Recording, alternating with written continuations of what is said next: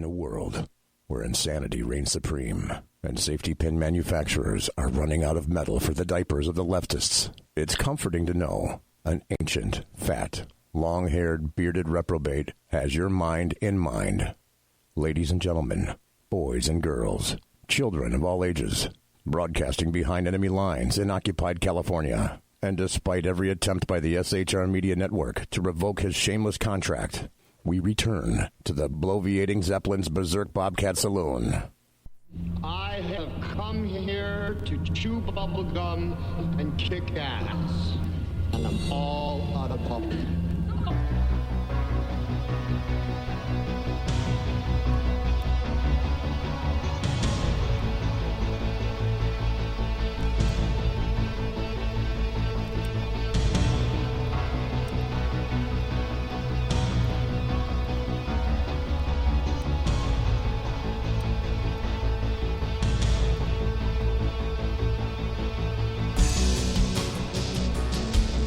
Ladies and gentlemen, boys and girls, children of all ages, welcome to the bloviating Zeppelin's Berserk Bobcat Saloon radio show, live and direct from the SHR sumptuous, and palatial SHR Media Studios, where we are broadcasting behind enemy lines in occupied California. I gotta tell you this, you gotta belly up to the bar, we've kept your seat, and it's great to see you back. Tonight happens to be Thursday, May 30th. May is almost gone, folks. The year of our Lord 2019. And I got to tell you also that Snowball is going to be your bartendress tonight. She pours with the best of them, and the lava lamp is, in fact, lighted to my left, your right. Now, that indicates that I advise you to listen and chat at shrmedia.com. You can also watch the show on Big Sarge Media, the Big Sarge Media Facebook page, as well as the SHR Media Facebook page, and also the SHR Media YouTube channel, where you can go there quick like a bunny, subscribe, like it, follow us, all that stuff on social media. You're going to enjoy it. I got to tell you this, again, we don't water our drinks just like we don't water our conversation, politics, religion, crime, culture, economics, race, sex, science, law. We talk about it all right here at the saloon. Nothing is sacred, the speech is free, but the booze is not. All we ask is that you flush the toilet, jiggle the handle, and don't forget to tip your waitress tonight in the saloon. In the first hour, we're going to have a unique gentleman that I just came across named Ray J. But I want to forewarn you, there's a little bit more to it than that. And then after Ray J is finished tonight, in the second hour, I hear rumors of the fact that Heads SHAUN may return in the second hour to plague and haunt my show. Which, I don't know, some people think that's okay. Some people like me think that, yeah, the plague and haunt aspect is accurate. Although some people would disagree. Here's the deal.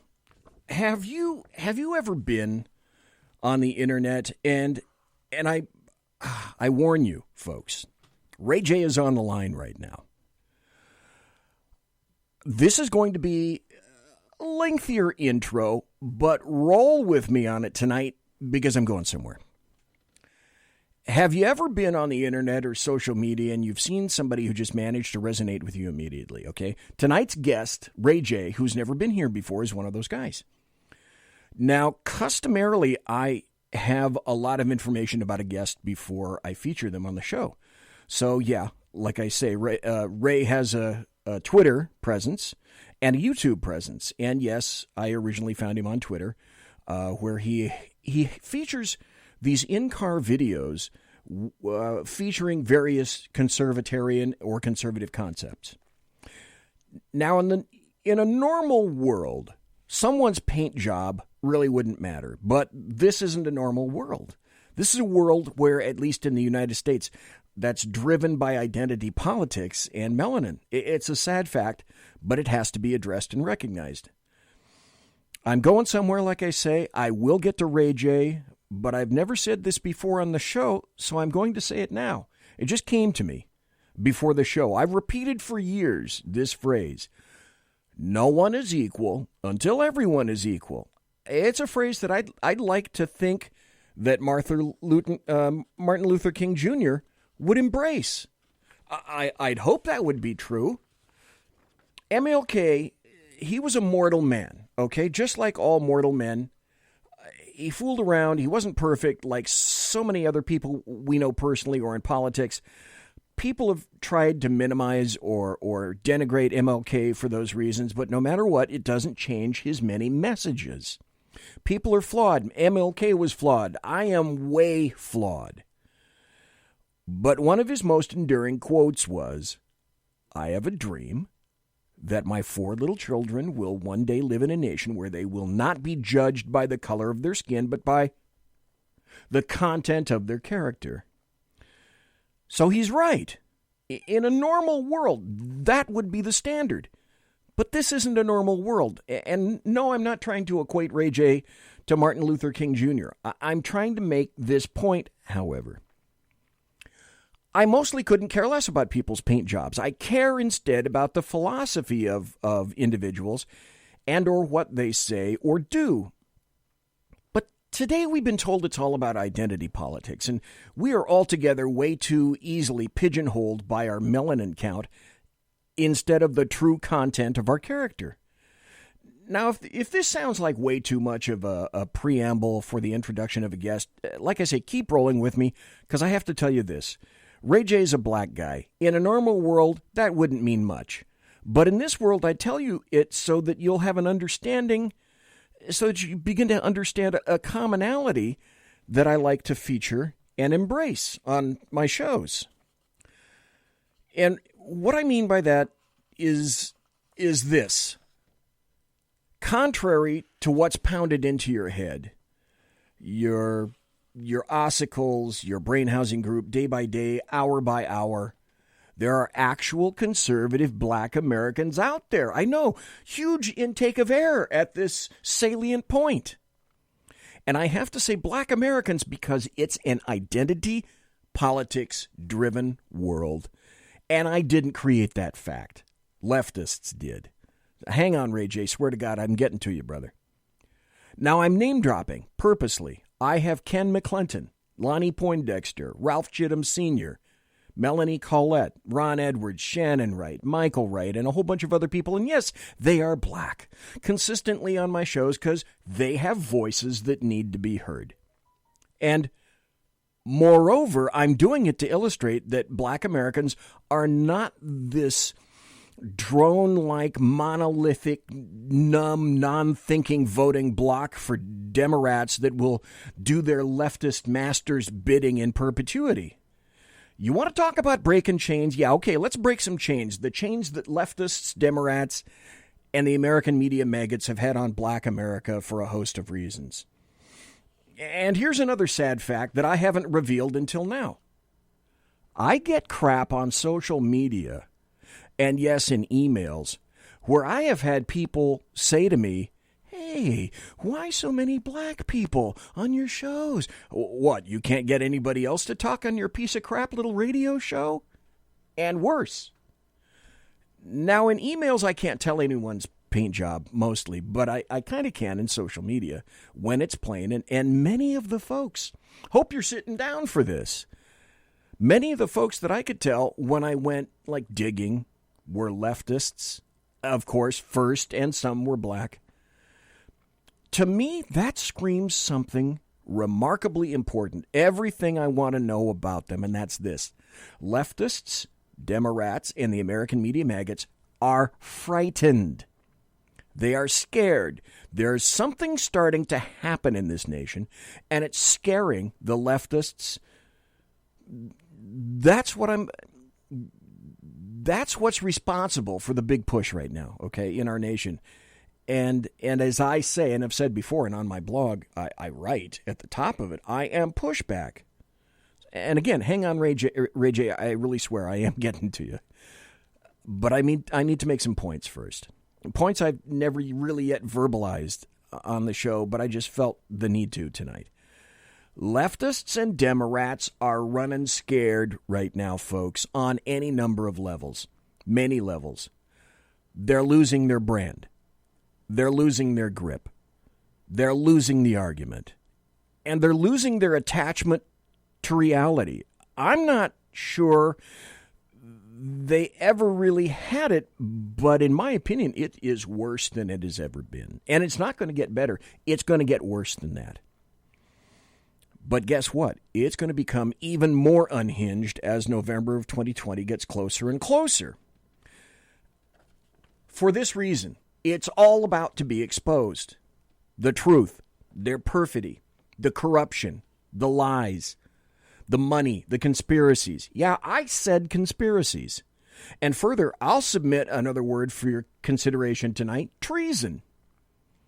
I've said it before and I'll say it again. I fervently believe that what we experienced was an actual soft coup against a U.S. citizen, a presidential nominee, a president-elect, and then a sitting president.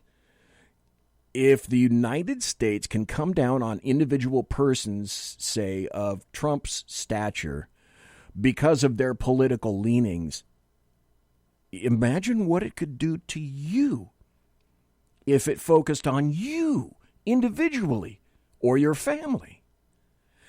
Why did a vast array of wealth and power, essentially the counterintelligence hand of an entire country, the United States, and possibly other countries as well, to include the UK and Australia, why did they come down and focus on Trump and his campaign? Because they're scared.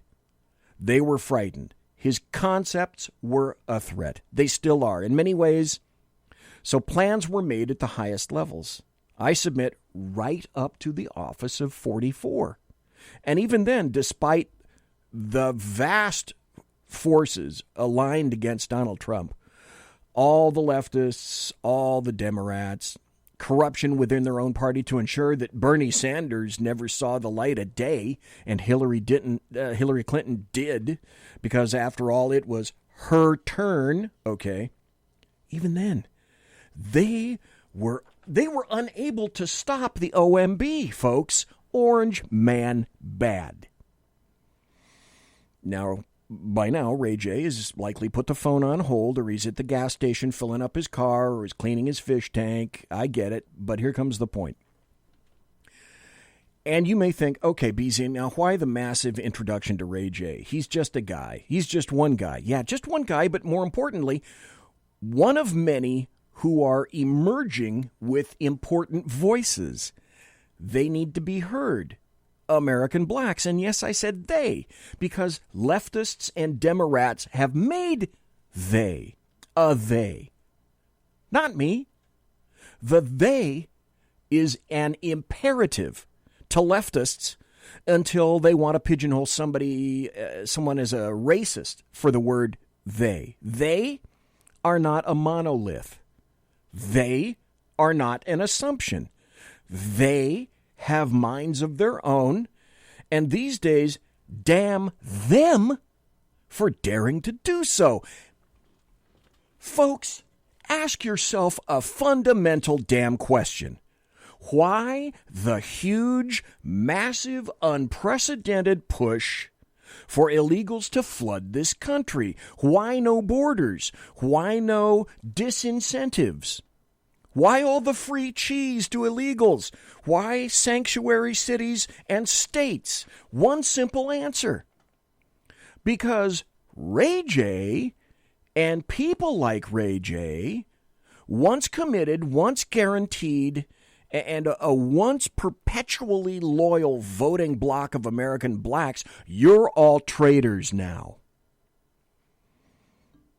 You're starting to turn your backs on leftists and Demorats, and damn you, you're starting to ask questions of your own and beginning to eschew the leftist, Demorat, socialist pablum they've spewed, and they're doubling down on spewing today. You are no longer reliable. Get that.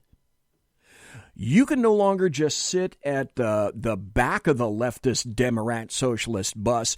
Oh, no, no, no. They want you off the damn bus now, entirely. So in a nutshell, Ray J, the Demorats and leftists are scared of you. You frighten them. And what do animals do when they're cornered and they're frightened? Oh, trust me, they'll do anything to survive. Not done yet. Give me about 3 more minutes before I bring on Ray J. Because I want you to hear what he does. So when I say that, you want to hear what Ray J does? Here's what Ray J does. This is why I dig the dude. Speaking on the subject of abortion in America, I have some data here which should really make you think. As of the 2010 census, there were 62,400,000 women in the United States, of which 36,400,000 were white, or 58% of the female population, and 26,200,000 were minority females, which consist of blacks, Hispanics, Asians, and other minority races. And they only accounted for 42% of the female population. Why then did only 37% of white females commit abortions and 63% of minority females committed abortions? Why in 2010 did 42% of the women in the United States commit 63% of the abortions? I will tell you why. Because of the evil and satanic policies of the Democrat Party. They have ruined minority communities. They have minorities hooked on welfare. And most of the minority communities have fatherless households. Did you know that in 2019, 70% of black households are fatherless? And you wonder why our communities are ruined. It's because there is no fathers in the household to help raise these kids. We have lost track of God, and we have lost track of family. Think about that. You know, since the ruling in 1973, Roe versus Wade, we in the United States, our sacred country, has committed 61,326,000 abortions. We have murdered 61,326,000 babies. This is satanic. It's ungodly. What in the hell has happened to our nation to where we find this as being acceptable? It is ungodly. And you know, from 2004 until 2007, 1,106 women gave the reasons why they had abortions. Let me give you some of the examples. They said the baby would interfere with my life. The baby would interfere with my education. The baby would interfere with my career. I can't afford a baby right now. I'm not ready for a child.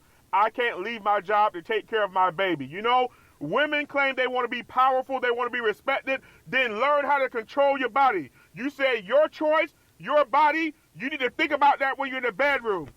Get your mind right. Get your mind right. That's Ray J. That's why I asked him to be on the show tonight. And yeah, okay, granted, that's the longest introduction I have ever made in the history of my show. But I believe it needed to be said, not just for Ray J, but for every good patriotic American like Ray J. So with luck, Ray J, you haven't fallen asleep in Florida. So, folks, I'd like to introduce Ray J to the Berserk Bobcat Saloon. It's a pleasure and honor to have you here tonight, sir. Well, how are you tonight, Zell? I am doing great. Ray J, let me just cut to the chase, if I can. I think you have not just an important voice on social media, but a voice that is illustrative of everything I just mentioned, which is why I wanted to talk to you on the show and introduce you to not just the SHR Media Network folks, the listeners and viewers, but to the Big Sarge viewers, too, where I'm simulcast. First, though, could you tell everybody, please, where you can be found on social media and also where you can be seen on video? Yes. I'm sorry. Let me get off this. Yes. I can be found on Twitter at Ray Mysterio 305. Okay. Or just Ray J. I can be found on Facebook under Ray Johnson, and I can be found on YouTube under Ray J. But it's another rapper named Ray J. I noticed. Yep. And you got to kind of look for me. Yep. You're not him, and he's not you. Yes, he has a much larger following than me. Your Twitter page says that you are a Trump NRA conservative.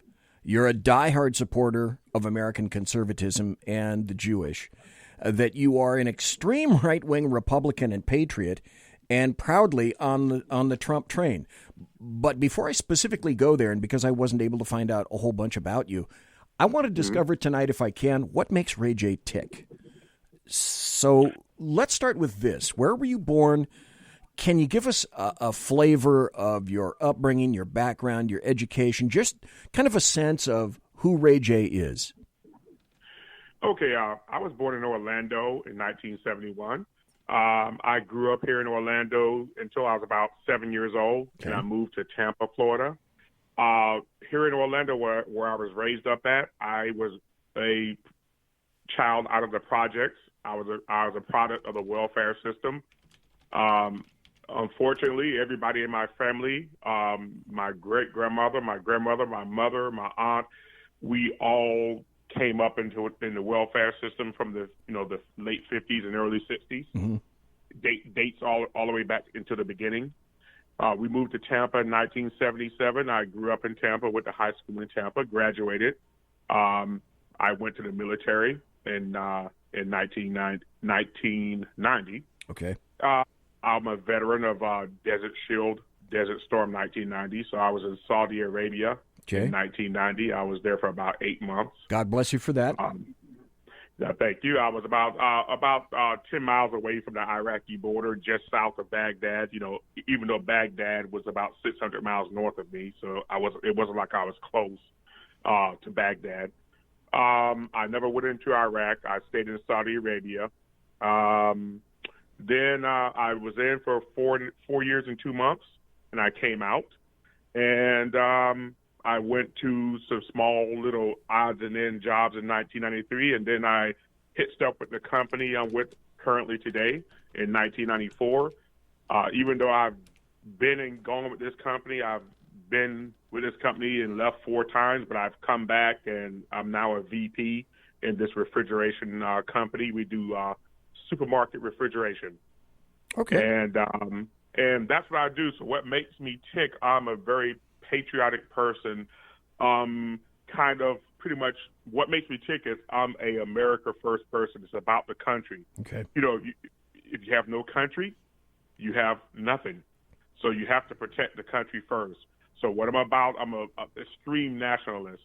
That's why President Trump appealed to me so much. This is the first presidential election I ever voted in.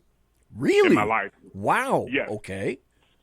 Yes. In 2016, I was 46 years old, and this is the first election that I voted in. I almost voted for Ross Perot in his first run, but when he dropped out, I lost all faith in him. So that's why I'm so supportive of President Donald J. Trump, because he cares about this country. And it's unfortunate that we've had so many different administrations, and President Trump, while he's very, very awkward in some ways compared to other presidents, he's very unique. He actually exposed to the American people so much corruption, so much evil, he exposed so many administrations before him that literally sold America out. They sold us out to China. They sold us out to Canada. They sold us out to our own allies, the EU. They sold us out to a military alliance. NATO I understand the purpose of NATO.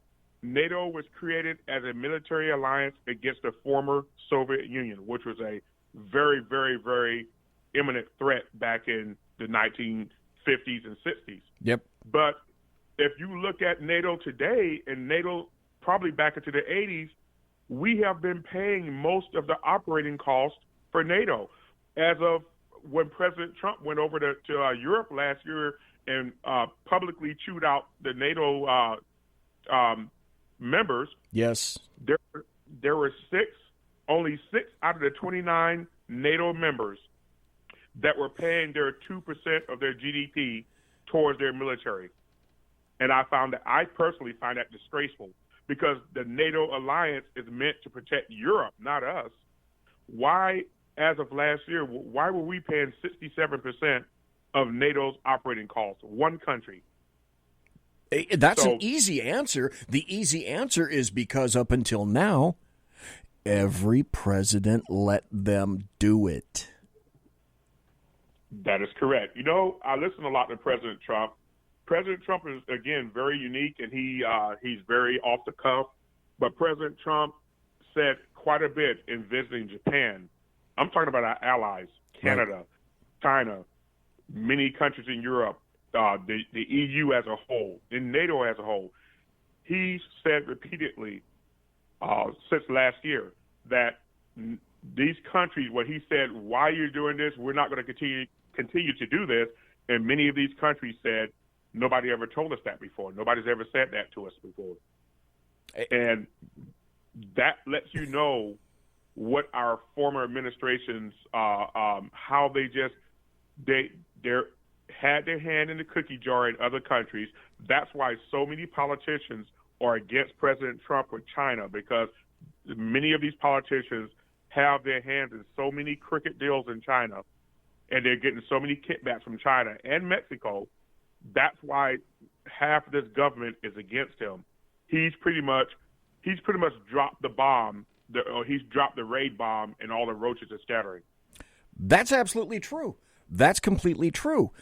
Before I forget, Ray J, the other thing I want to tell you is I want to say a very hearty thank you for staying up so late to talk to me tonight, since you're on the East Coast.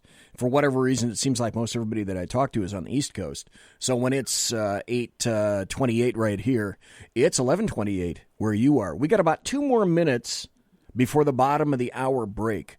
When we come back, I want to continue further with Ray J on a whole bunch of topics. But first, I want to ask you, I want to say, I understand all the things that you embrace on your Twitter page, but would I be wrong to think that you haven't always been somebody who leans to the right? I've always been conservative, and it's always been kind of a rift in my family. Okay. Now, since I was a kid, studied history. I had a whole bunch of Funk and Wagnall encyclopedias that I constantly just, in the early 80s, I just read and read and read. And I had a pretty big, I wish I would have kept that collection. But I've always been a little awkward as far as not having the same outlook and the same viewpoints as many in my family.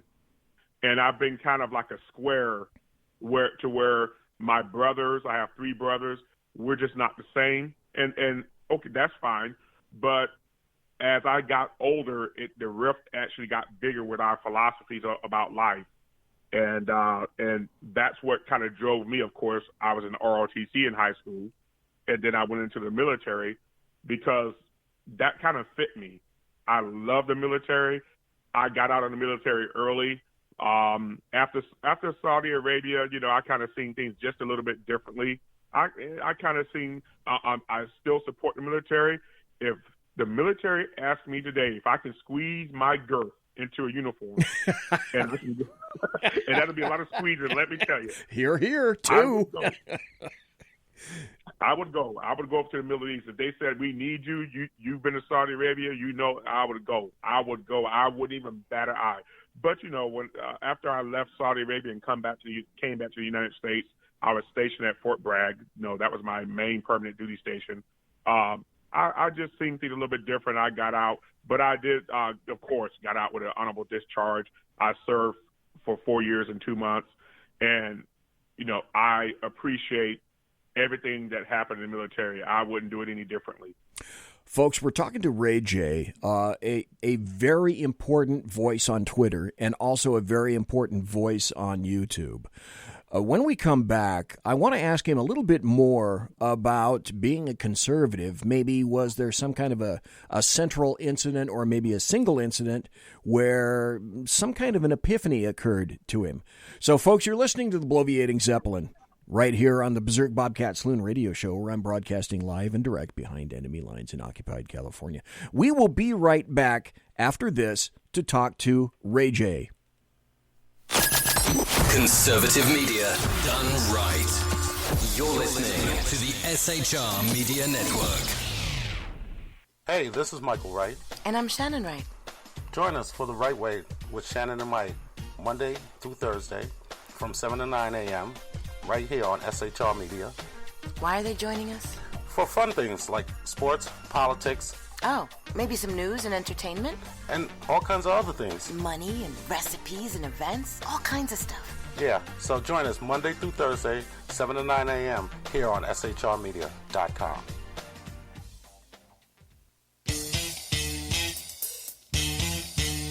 From a public locker inside a dilapidated Long Island rail station comes a show designed to piss off liberals using truth, facts, and ridicule.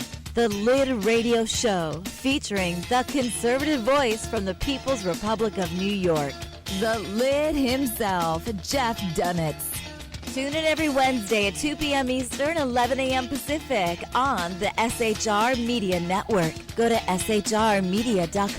At Lid Radio, we fight for the truth, justice, and a good kosher T-bone. If you don't listen, Hillary Clinton might sneak into your bedroom in her housecoat late at night and blame you for her election loss. It's the Lid Radio Show with Jeff Dunitz.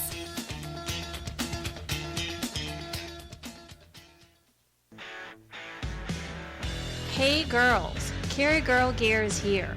More and more women every day are concealed carrying, participating in competitive shooting, and getting firearms training. It's not a boys' club anymore, and we don't have to shop in their stores anymore either. Finally, a cool and unique clothing line just for women. Dope tees and hats for the patriotic concealed carry and 2A girl. So what are you waiting for? Go check out carrygirlgear.com today.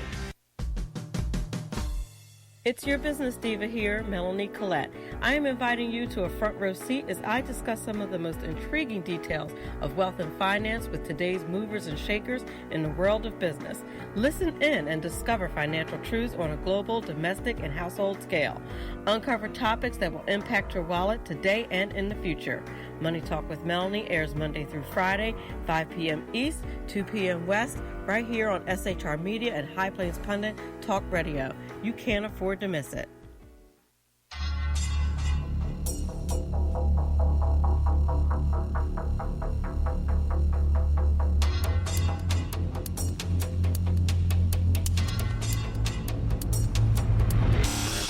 The new show on the SHR Media Network, Sackheads Against Tyranny.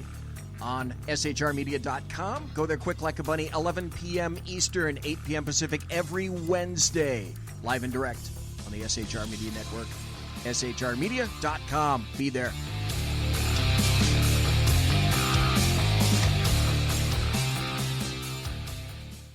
For 50 years, I've seen the American people blinded by corrupt politicians, a lapdog media, and deceptive Islam. The one thing the elites fear is one man with a cane. I'm Dave Milner. Join me through Spreaker, iTunes, and SoundCloud, through SHR Media and the Western Free Radio Network, for half a century of experienced perspective on political and social issues, weekly on The Unpleasant Blind Guy. And catch me on Jeff Mitchell's EDL Radio on blogtalkradio.com. There's no surrender, ever. Because truth is not always pleasant. Broadcasting behind enemy lines in occupied California, a mere 2 miles from the state capital, the bloviating Zeppelin's Berserk Bobcat Saloon radio show can be heard every Tuesday and Thursday night at 8 p.m. Pacific and 11 p.m. Eastern, only on the SHR Media Network. Go to shrmedia.com to listen. You can also watch on the SHR Media Facebook page and the SHR Media YouTube channel. No goldfish were abused in the making of this ad.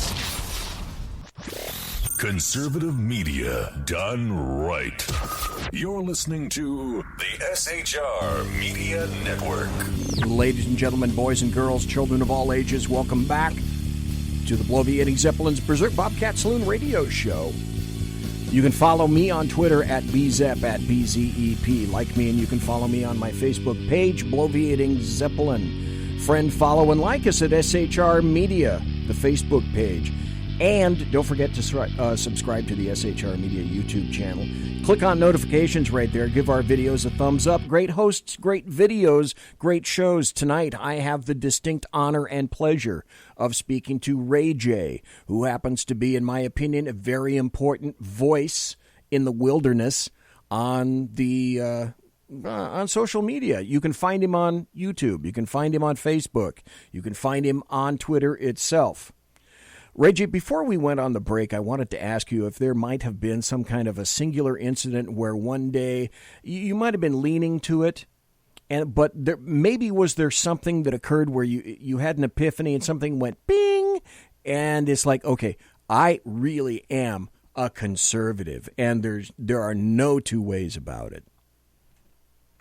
Well, that what made me appeal to Donald Trump when I first seen him in late 2015, early 2016, is the message he had about, again, I'm a nationalist, and kind of when he started first saying America first, and he started pointing out all the trade imbalances, the how we were being taken advantage of with NATO, and he just brought up all the corruption, and just his America first message. I mean, it literally, it sounds kind of dorky, but it kind of made me feel, with Donald Trump, I felt safe. I felt that he was for this nation. And I just, like I said, it kind of reminded me of Ross Perot, to be honest with you. That kind of, when I heard it, I just knew that Donald Trump was the person I was going to vote for. And I said, right when I started following Donald Trump, I'm voting for this guy. I don't care what anybody says, I'm voting for him. They were making fun of him, you know that. Yes. They were poking fun of him. They were saying there's no way he's going to win. You seen, what is her name, A.M. Joy?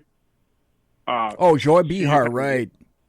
Yeah, she has had the weirdest look on her face, like, how could you even say that? I've seen many movie stars just make fun of the guy and just treat him like he was literally a piece of garbage. And look where he is and look where they are right now. You said something earlier before the break that I thought was very important, and it resonated with me a whole bunch because I did something similar in high school. You already had what I would consider to be a thirst for knowledge and education, and in my opinion, that sets you apart immediately from the rest of the pack, so to speak. I didn't get an education in high school like I wanted, so I went into the library, and on my own time, I took out tons of books to educate myself about history. You said that you're a student of history. I was too. I didn't get that thirst slaked in class. I had to go out actively and find that stuff on my own. And that is what I think sets you apart as well, is you remind me of me in that instance, in terms of I wasn't getting what I wanted, so I'm not going to let somebody else tell me or show me or hold information from me. I'm going to go out there and actively search out that stuff for myself. So that, as far as I'm concerned, that's impressive. That makes me think of me, but I also submit, Ray J, that tells me all I want to know, all I need to know about you and what you've built upon on that. Well, I appreciate that, Zepp. I really appreciate being on your show tonight. I'm very, very honored. This is my second show, and I'm not a professional at it, but, I really believe that there are many more conservatives out there like me, black conservatives. I hate to bring up the racial identity, but in race baiting, I'm not a race baiter. I'm actually the opposite. I have a lot of black people that attack me constantly, just attack me, calling me an Uncle Tom and other racial innuendos. And I don't care. I don't care because, going back to President Trump, they call the man a racist. There is no evidence of President Donald J. Trump being a racist. None. In fact, his policies that he's enacted in the last 2 years has favored minorities, the very people that they're claiming that he's attacking. So I'm a person that I fight for the truth. That's why I come on Twitter, and I'm on Instagram also. But I'm not that big on Instagram. I'm not an Instagram guy, not really. But I'm on all 4 platforms: Twitter, Facebook, YouTube, and Instagram. And I really fight for the truth. And a lot of people think I attack the black community. I am what Russians would call the Milat, the hammer. And that's what I am. I'm a hammer. And you need people like me, and you need people, you need passive people. You need the doves, and you need the war hawks. I'm a war hawk. I'm not saying it in that sense of the word, but I'm a hammer person. I have to push the issue because the black community, Zep, in 2019, the black community needs a hammer to wake it up. Oh my God, yes.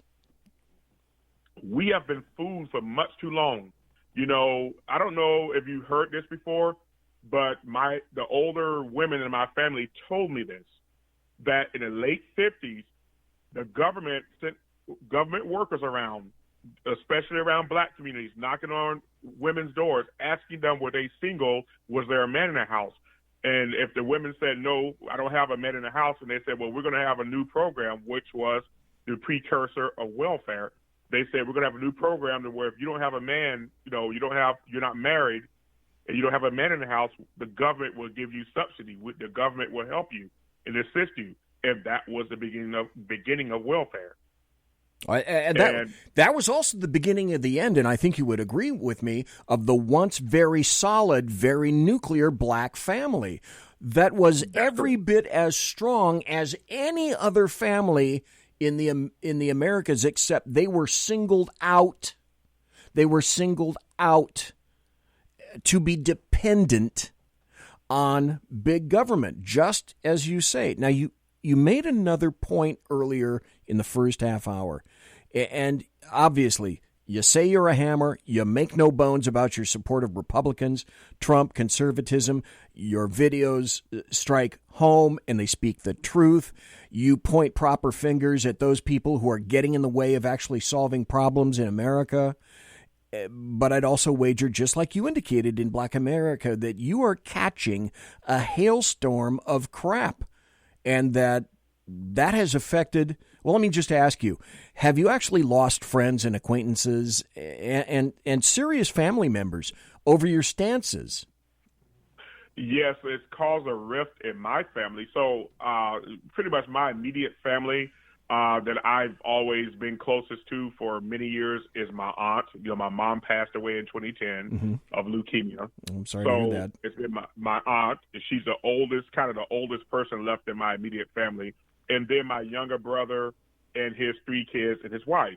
Now, my youngest brother, of course, unfortunately, just like indicative of what you see across the nation, he's in prison for doing something stupid. Smart kid. He's smart and stupid all in one. So basically, it's caused a serious rift between me and my brother's family, his wife and him, because they have the opposite mentality. They think that blacks are old welfare. They think that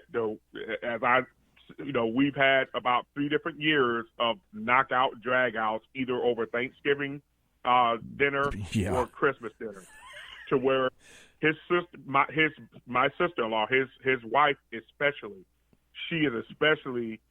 I would actually say she had a lot of disdain for the way that I am, and she can't understand. But between us and the world, I guess, who's ever listening, they're not educated enough to know what's really going on. They don't know history. That's indicative of a lot of black people. They don't understand history. They don't understand politics. They don't understand geopolitics. They don't understand world history. In fact, many of the people that I know that's black don't even understand United States history. But they have these opinions, and they're based on propaganda. They're based on the propaganda because, as you know, the mainstream media, like I said, President Donald J. Trump exposed so much stuff, so much hidden, sinister stuff that was in the background that nobody knew about. Nobody understood that the mainstream media was literally the enemy of the people. And these people literally work for the Democrat Party. And that is the destruction of the free press. When you have one party controlling the media, that means the media has no type of objectiveness. They're just narrative pushers, and that's what they are. So it has caused a serious rift between me and my younger brother, the brother right under me. Me and my older brother rarely talk, but my aunt, she loves me to death. Now, my aunt, she beloves me. I'm beloved to her, but when it comes to politics, she don't like it. Remember, my aunt came from a different era. Yes. She came from the era of when she was a child. Food stamps and welfare helped our family at that time. Personally, I think that welfare should have had an expiration date. It should have. President Lyndon B. Johnson, which I don't know how you feel about it, but President Lyndon B. Johnson, in a way, was a good man. In a way, he was an evil man, because President Johnson did help the black community with the legislation that he supported, but he done it for sinister and ulterior motives. He did it for some of the most cynical reasons extant. And people have disputed this, but I've found people in his surrounding area, one of them happened to be a black butler who overheard him say this, and people that think that he didn't, you need to go back and become more attuned to be students of history. You mentioned cynicism. LBJ's Great Society was one of the most cynical ever. I lived through that time. I can remember when he said, and this quote is accurate, "I'll have those niggers voting Democrat for the next 100 years." If that isn't the most racist and cynical thing that you can possibly think of, I don't know what is. Ray J, I got to ask you this. Where do you think we'd be today, for example, under a Hillary Clinton presidency? What I can imagine with a Hillary Clinton presidency is, you have Hillary Clinton as president. She would have pretty much had no border, no immigration system to stop the immigration, because what they want, this is what's happening in the United States right now demographically. The Caucasian population has been under attack and is going to remain under attack. The Caucasian population is decreasing solely because of they're not multiplying quick enough. The reproductive characteristics of the Caucasians all over the world has gone down as far as reproduction. That plays absolutely into correct. The liberals' hands. They want this country populated with illegal aliens who has no education and they're poor as hell. They bring them here. They're going to put them on welfare. They're going to let them illegally vote in our elections. And they're trying to literally, in my opinion, replace the Caucasian population with an influx of illegal immigrants that's desperate for a good life. Now, I don't blame, as President Trump says, I feel the same about him. I don't blame those people. I blame our government for allowing it to happen. So Hillary Clinton will let this country be overran with illegal aliens. They're also partnered up, which is a death blow. They're partnering up with Islam. Islam is a direct threat to the United States Constitution. Those people will never, ever abide by the United States Constitution. And with that, there should not ever be a person who believes in Islam allowed to serve in our government, because they will not abide by the... How can you have somebody in your government that will not abide by your Constitution that kept this country together from 1789 until 2019? So just the presence, in my opinion, of Ilhan Omar and Rashida Tlaib and people like that, Keith Ellison, but see, Keith Ellison is a little bit different. But you allow people in your government, in your House of Representatives, that comes from another country that's hostile towards your country, and now you're seeing the results of it. Look at the shame and disgrace Ilhan Omar has been. She has been in our Congress. Just a disgrace and a blight on our heritage. So for what I see, Hillary Clinton would have allowed our country to be overran with illegal aliens. She allowed our country to be overran with Muslims coming from Somalia and Syria. And you see what happened in Minnesota. You see what happened in Dearborn, Michigan. Those places now, you cannot allow an influx of people at such a rate and so quickly that they cannot assimilate to your country's heritage and your country's beliefs. Ray J, that's what's happening. Go ahead. Can I interrupt you just for a second? Because you nailed on something. When you started to mention Islam, you're not in the chat room right now. This chat room over at shrmedia.com, this chat room just blew up when you started to mention that. I retired from 41 years in law enforcement in 2016. A lot of the guys that I supervised were direct either retirees, honorable discharges, had done their duty in the Middle East, and these were completely squared away troops. My question to you at this point is, by being in the Middle East and having experienced personally, and I'm sure you saw a lot of stuff, did that tend to influence your current position on Islam today? Were there things that you saw or experienced that informed your decision and your thoughts on Islam today? Yes, I just seen I was in Saudi Arabia. I talked to a lot of Saudi Arabians and other people from other countries. I've spoken with some Syrians, with some Jordanians. I seen their intolerance towards others. I see that right away. Their intolerance, when we were in their country. So I never took that to offense. Like, women couldn't drive. They didn't want our women driving. Right. They literally wanted our female soldiers to cover their faces with the burqas. Mm-hmm. And okay, I can understand that. You know what? If I'm in Saudi Arabia and they have laws that we think are backwards, it's not fair to criticize them because you're in their country. Yeah. I respect that. But they are very intolerant to other religions. And that's what people that's in those countries, and you know this as well as I do, Zeph, everything leads off with religion. Their religion is what controls their life. It is Islam. Whether you're in Iraq, you're in Jordan, you're in Syria, you're in Egypt, you're in Libya, if you're in Oman, the United Arab Emirates, Qatar, everything starts off with Islam. And I've seen that in Saudi Arabia, that they were so intolerant. They just totally intolerant of any other religion. And pretty much that's what ruled their life. Everything rotated around that. And that right there let me, back in the 90s, I knew there's no way I would want to live here in the Middle East.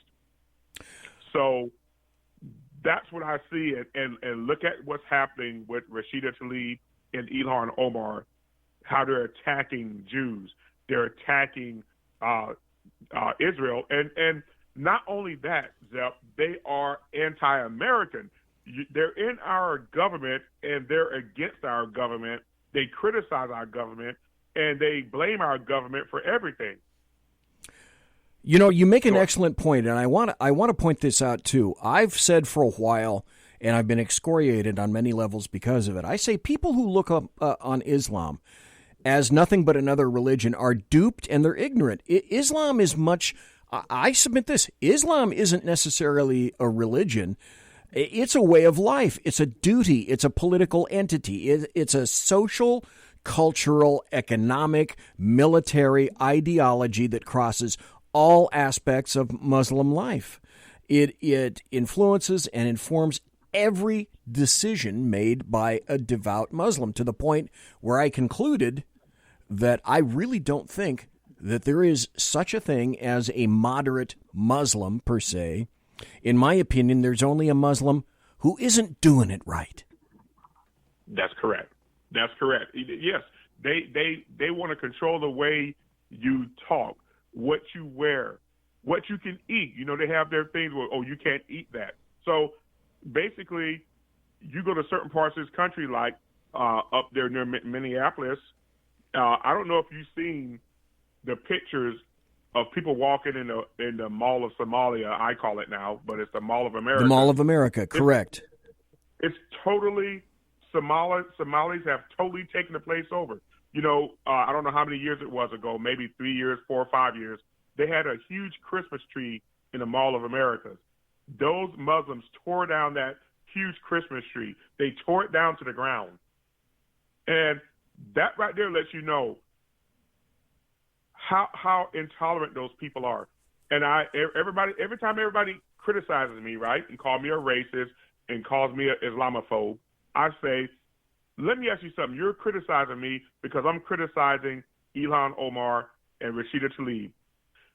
Let me ask you something. You tell me, aside from Israel, which country in the Middle East or in North Africa that's Arab or Muslim that has a Caucasian male in their parliament or in their government. Just name me one country that has a Caucasian male of European descent or American descent in their parliament, in their government. You can't name me one nation because he would never survive because they'll probably behead him.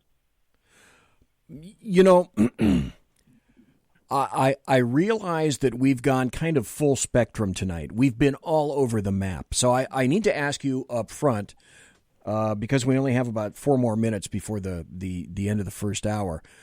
I want to ask you up front, would you consider coming back on the show?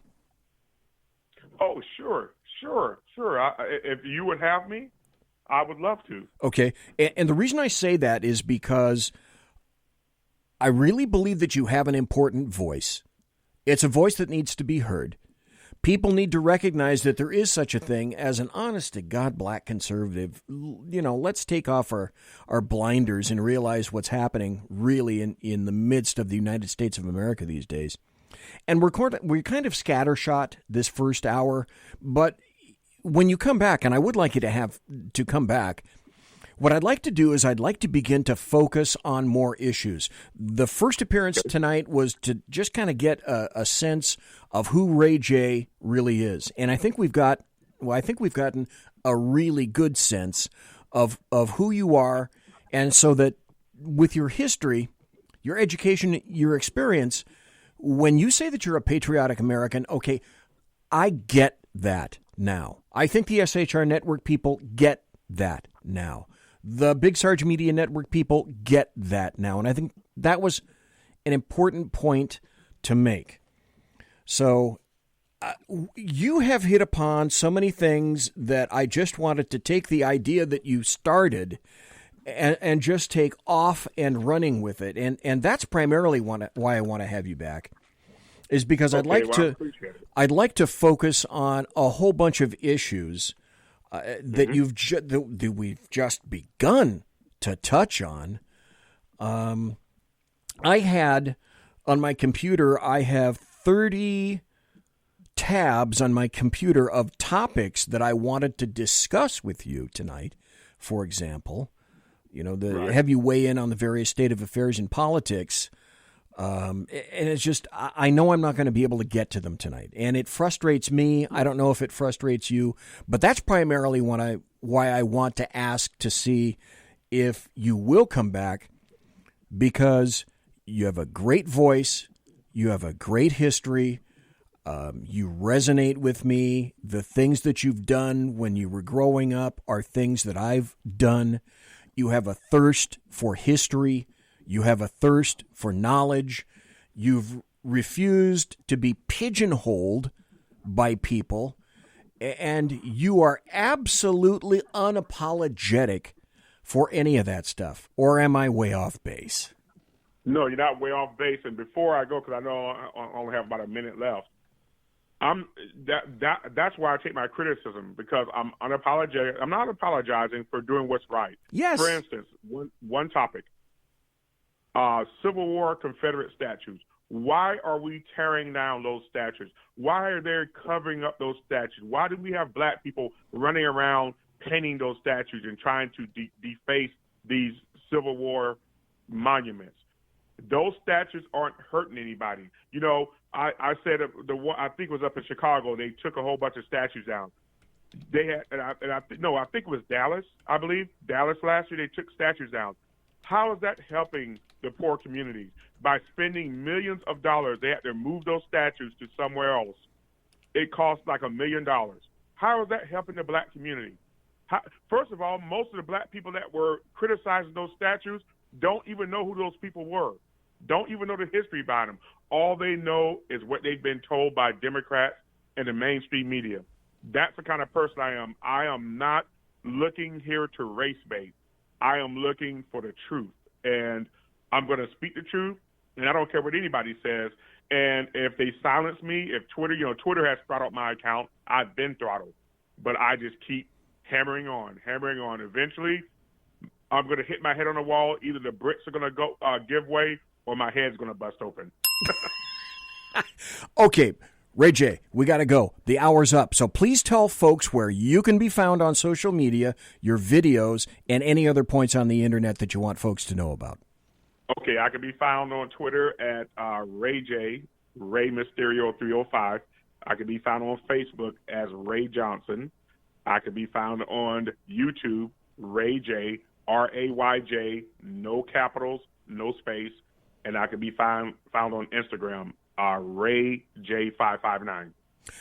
Okay, sir, I thank you ever so kindly for staying up so late. Thanks for taking the time to speak to me for the entire hour. It has been an absolute pleasure. And thank you ever so kindly for being here tonight, sir.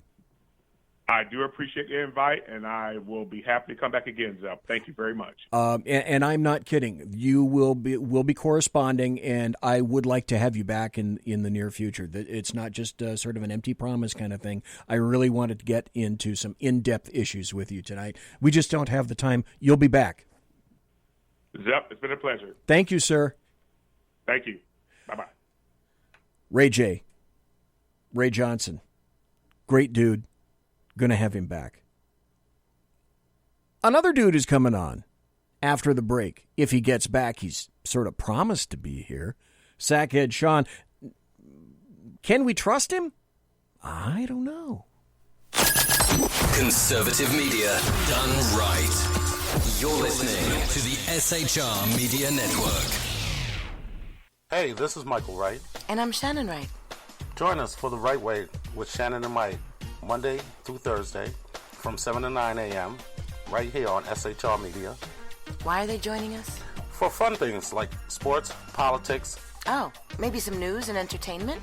And all kinds of other things. Money and recipes and events, all kinds of stuff. Yeah, so join us Monday through Thursday, 7 to 9 a.m. here on SHRmedia.com.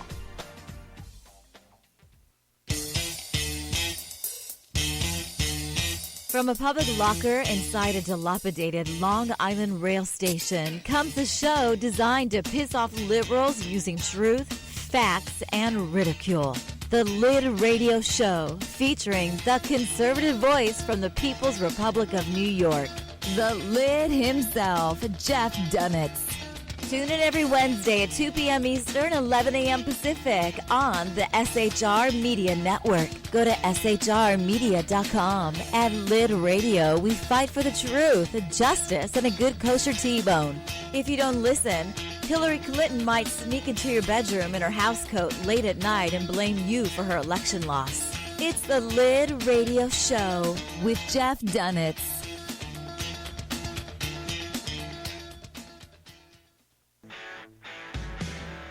Hey girls, Carry Girl Gear is here. More and more women every day are concealed carrying, participating in competitive shooting, and getting firearms training. It's not a boys' club anymore, and we don't have to shop in their stores anymore either. Finally, a cool and unique clothing line just for women. Dope tees and hats for the patriotic, concealed carry, and 2A girl. So what are you waiting for? Go check out carrygirlgear.com today.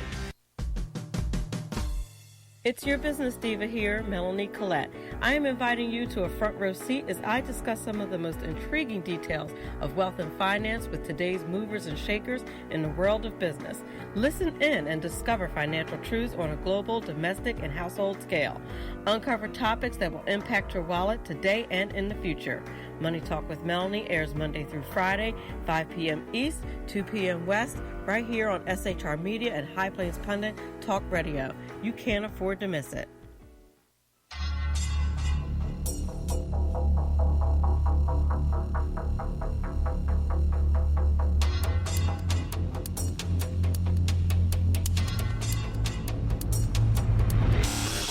The new show on the SHR Media Network, Sackheads Against Tyranny. On shrmedia.com. Go there quick like a bunny, 11 p.m. Eastern, 8 p.m. Pacific, every Wednesday. Live and direct on the SHR Media Network. shrmedia.com. Be there.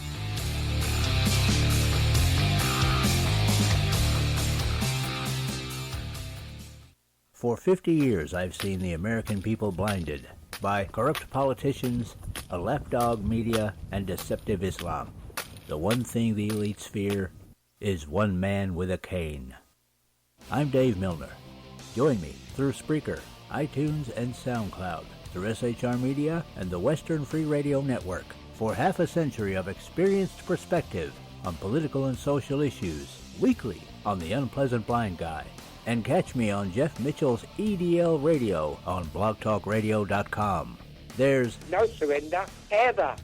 Because truth is not always pleasant. Broadcasting behind enemy lines in occupied California, a mere 2 miles from the state capitol, the bloviating Zeppelin's Berserk Bobcat Saloon radio show can be heard every Tuesday and Thursday night at 8 p.m. Pacific and 11 p.m. Eastern, only on the SHR Media Network. Go to shrmedia.com to listen. You can also watch on the SHR Media Facebook page and the SHR Media YouTube channel. No goldfish were abused in the making of this ad. Conservative media done right. You're listening to the SHR Media Network.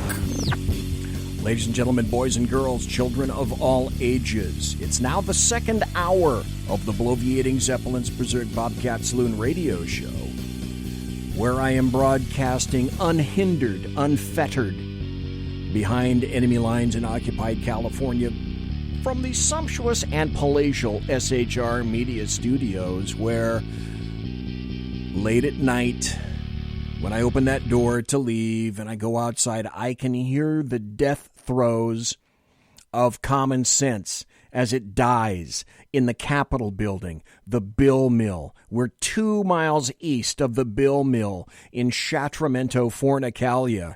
And at the end of the shift, as I walk out that door, I will also be able to smell the noxious, evil vapors of sulfur and brimstone from the Capitol building at 10th and L, downtown. Got a lot of stuff to go over tonight. Nothing has happened this week. Hell, nothing ever happens any week around here. What I haven't done is I haven't read a Kurt Schlichter article in a while, so I'm going to get to that because I just really enjoy the stuff that he writes. This is from townhall.com. This is where you can find Kurt Schlichter. And his article is entitled, Trump Counterattacks Using Democrats' Hypocrisy. George Orwell's socialist tyrants worked hard to impose what he called doublethink. But today's left can't even manage to single-think. Our bloated, soft, and lazy elite no longer bothers to try to fool us with consistent, coherent lies. It's too busy reacting to the actions of one solitary hero who knows how to play these Blue City geeks like Keith Richards knows how to play a guitar, only with less Jack Daniels. Now that I have Nancy Pelosi's attention, I'm sorry. No, I'm not. That hero is President Donald Trump, who I hope is president forever, because watching him use his narrative jujitsu on his feckless opponents is so much damn fun that I dread the day when he's no longer in the ring, body slamming our enemies for our amusement. Hypocrisy? Thy name is Democrat. Okay, you stole that one from me, though, Kurt. Who I hope is president forever. And Trump has this amazing way of making them demonstrate it to the world that no one else has ever been able to pull off. Look at what we've just seen in the last week. With his declassification move, Trump has maneuvered them into publicly asserting that providing you more information, I love this, Providing you more information about what occurred is now a cover-up of what occurred for some reason. Don't think about it, just go with it. They're rolling. We have the lib poobahs and their mainstream media Reinfelds in full spaz effect because Trump proposes to declassify info attesting to the antics of the deep state moles who tried to spur the failed soft coup in part by leaking classified info. Now, wait, so now exposing classified info is bad?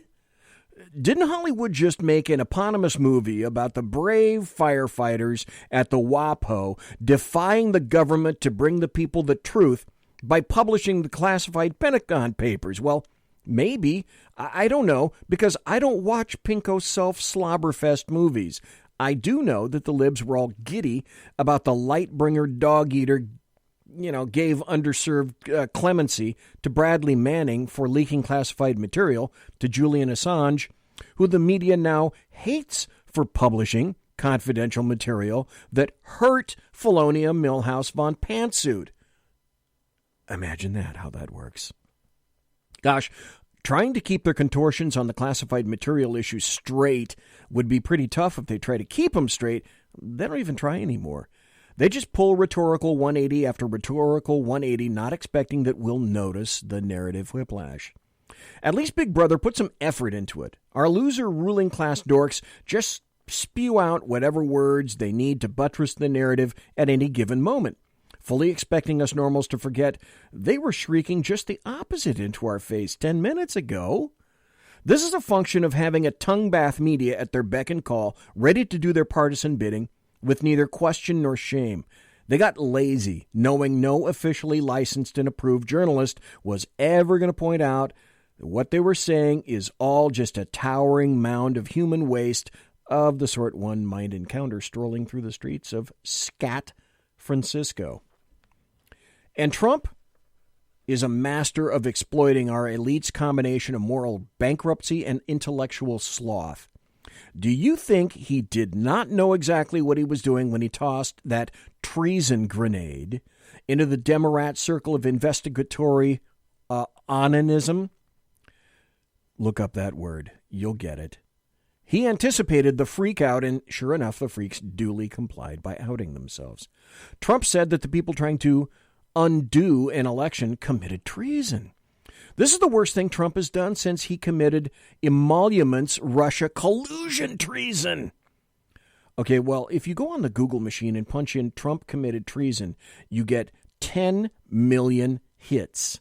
Some of us recall that since about July 2016, among the idiots on the left, Trump committed treason was a thing, a very big thing, complete with the high grand marshal of the Supreme Court marching the Donald out of the White House in cuffs for his trial for aggravated treasoning. We must have missed the memo that made treason not a thing again. I guess us normals are just not on the distro list. We need a billboard that gives the status of Demorat memes to help us keep updated on the liberal lie of the day. Promiscuous accusations of treason are bad, effective at 0700 hours today, and will continue to be bad until further notice. Check here tomorrow for updates. Trump retweeted a funny video of Nancy Pelosi channeling... Okay, I got to read this sentence again. Trump tweeted a funny video of Nancy Pelosi channeling Foster Brooks like a boss. And now funny videos mocking political opponents are suddenly bad. Actually, the President of the United States was doing the slurrer of the House a righteous solid by accusing her of being drunker than screw-top Chardonnay aficionado Felonia Milhouse von Pantsuit on November 10th, 2016. He was providing an explanation for all the silly things she's been babbling of late. It was a kindness. After all, if she wasn't shift-faced, then what's her excuse? With our glorious ruling class, it's all lies. It's all garbage. And Trump gleefully exposes it all. Mueller declares him innocent, and the Demorats claim this is what shows Trump is more guilty of whatever he didn't do than they ever imagined. Who's the person who hears this and buys this? People notice when they're being scammed. Well, not stupid liberal people who buy into nonsense like socialism, global warming, and the idea that men can have babies, but normal people do. What Trump is doing by highlighting their hapless hypocrisy is undermining not just the garbage policies that make up the Demorat dogma, but the entire notion that our liberal elite somehow consist of our betters. These people are not our betters. They are our worsers, our much, much worsers. These self-satisfied liberal swells and their cruise-shilling Fredo-Con collaborators brought us the Iraq War, the Wall Street collapse, and the last season of Game of Thrones. They are terrible, and one of the myriad things they are terrible at is lying to us. But Trump is really good at highlighting the indisputable truth of their terribleness, and that's why he'll win again in 2020. Now, I don't like to sit here and just read article after article to you, but tonight I'm going to go and back this one up with another article, which is, it's kind of weird for me to do this, but the reason I'm doing it is this is an article from an individual who really didn't have much of anything to do, didn't want to have anything to do with Trump at all. And I find it interesting because this person, he was not a Trump guy at all. For the most part, I'm having trouble finding this article. Here we go. While I'm looking for it, I have another one. Do you guys read Victor Davis Hanson? If you don't, you should. He can be, if you just go into your favorite your favorite search engine. I like that. Go into your favorite search engine and go find Victor Davis Hanson. Because he's pro-Trump now. And I don't think he was a pro-Trump guy before. But the man that I wanted to mention, that I wanted to read the article from, because I found it now, is Hugh Hewitt. Hugh Hewitt I used to listen to religiously.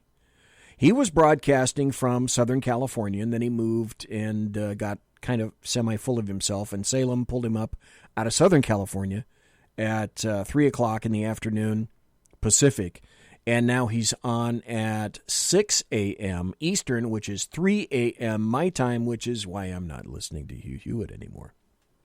Hugh Hewitt was not a pro-Trump guy.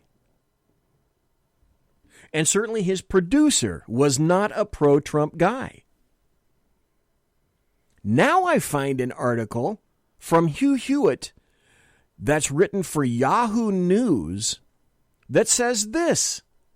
And when I saw this, you ever read an article by somebody that you think, this is the last thing I would read coming from them? That's true. This article from Hugh Hewitt is the last thing that I thought that I would ever be reading. But this is from Yahoo News by Hugh Hewitt. Why Trump will win in 2020 and it won't even be close. Okay, now if I had a producer, what you would have heard is why Trump will win by 2020 and it won't even be close. Hello?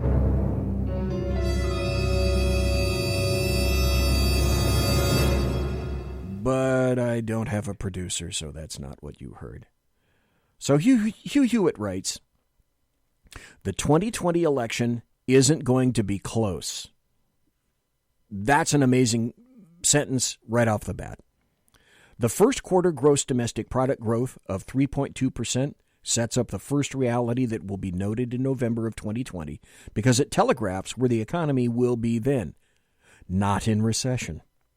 Recessions are charted when GDP growth is negative for 2 consecutive quarters or more. That can and has occurred in sudden fashion. Financial panics don't send save-the-date cards. But the economy over which President Trump is presiding is strong and getting stronger. Innovation is accelerating, not declining. A recession before Election Day looks less and less likely by the day. Small wonder, then, that Trump dominates the GOP with an approval rating above 80%. Now stop right there for a second. That's not what the GOP is going to tell you. That's not what the rhinos in the GOP are going to tell you. His administration's deregulatory push is accelerating.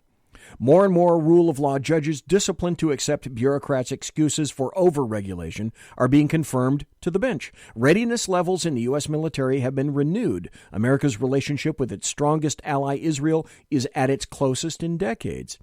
Meanwhile, the Demorats are facing a Hobbesian choice of Bernie Sanders or Kamala Harris or former Vice President Joe Biden. Sanders and Harris are too far to the left. Sanders by a lot. Biden is far past his best years. The nice folk lower down are looking for other rewards. The nomination going to somebody such as Pete Buttigieg, mayor of Indiana's South Bend, is possible, I suppose. But what happens when the dog chasing the car catches it? A very important point by Hugh Hewitt. What an entertaining and amusing side suddenly becomes a commitment, and with that, well, comes a barrage of attacks. Where Trump deflects incoming with ease, the Democrats scatter, some limping away, some blown out of the picture. This will come as news to #resistance liberals, who are certain Trump will lose because they dislike him so much. They still haven't figured out that 40% of the country love him, and at least another 10% are very much committed to considering the alternative in comparison to Trump, not reflexively voting against him. That decile happens to be doing very well in this economy. Unemployment remains incredibly low. The markets are soaring. That's not a given for the fall of 2020, but better to be soaring than falling 18 months out. On immigration, border security has always been a legitimate concern, and Immigration and Customs Enforcement a legitimate agency. People don't talk about it as much, as they decline to state anything that will see them labeled as racist. But the reality of open borders is understood to be an unqualified disaster by most of the country. And most of the country understands the Demorats to be arguing for a de facto open border system, if not a de jure one. The Green Deal sounds like a bad science fair project where the smart kids got the colors to combine via an elaborate device and make all the lava flow black down the volcano's sides, and the village is destroyed. Medicare for All is a Professor Harold Hill production, headed for Iowa as the Music Man. There's not a lot of serious thinking or talking among the Demorats about the People's Republic of China and the 9-dash line in the South China Sea, which many may think is some sort of shorthand for their marks on the debate stage, or Huawei, which is just too complicated to try to debate in 5-minute exchanges. Senator Elizabeth Warren's turn as Madame Defarge may even wake up some of the wealthy woke to their peril. It's a circus coming to a cable news network near you soon. Boy, do I have stories about that. Last week's message from a booming economy should have rocked the Demorat field. Alas, the party seems collectively intent on poring over the Mueller report yet again, in the hope that somehow, someway, there's something there, despite what he said. But the probe is over. No collusion, no obstruction. Demorats have to campaign on something else besides a great economy, rising value of savings, low unemployment across every demographic, clarity about allies and enemies abroad, and a rebuilding military. It's a tough needle to thread, condemning everything about Trump except all that he's accomplished that President Barack Obama couldn't or wouldn't. Hugh Hewitt finally writes, "That's not just tough. It's practically impossible." Then there's this.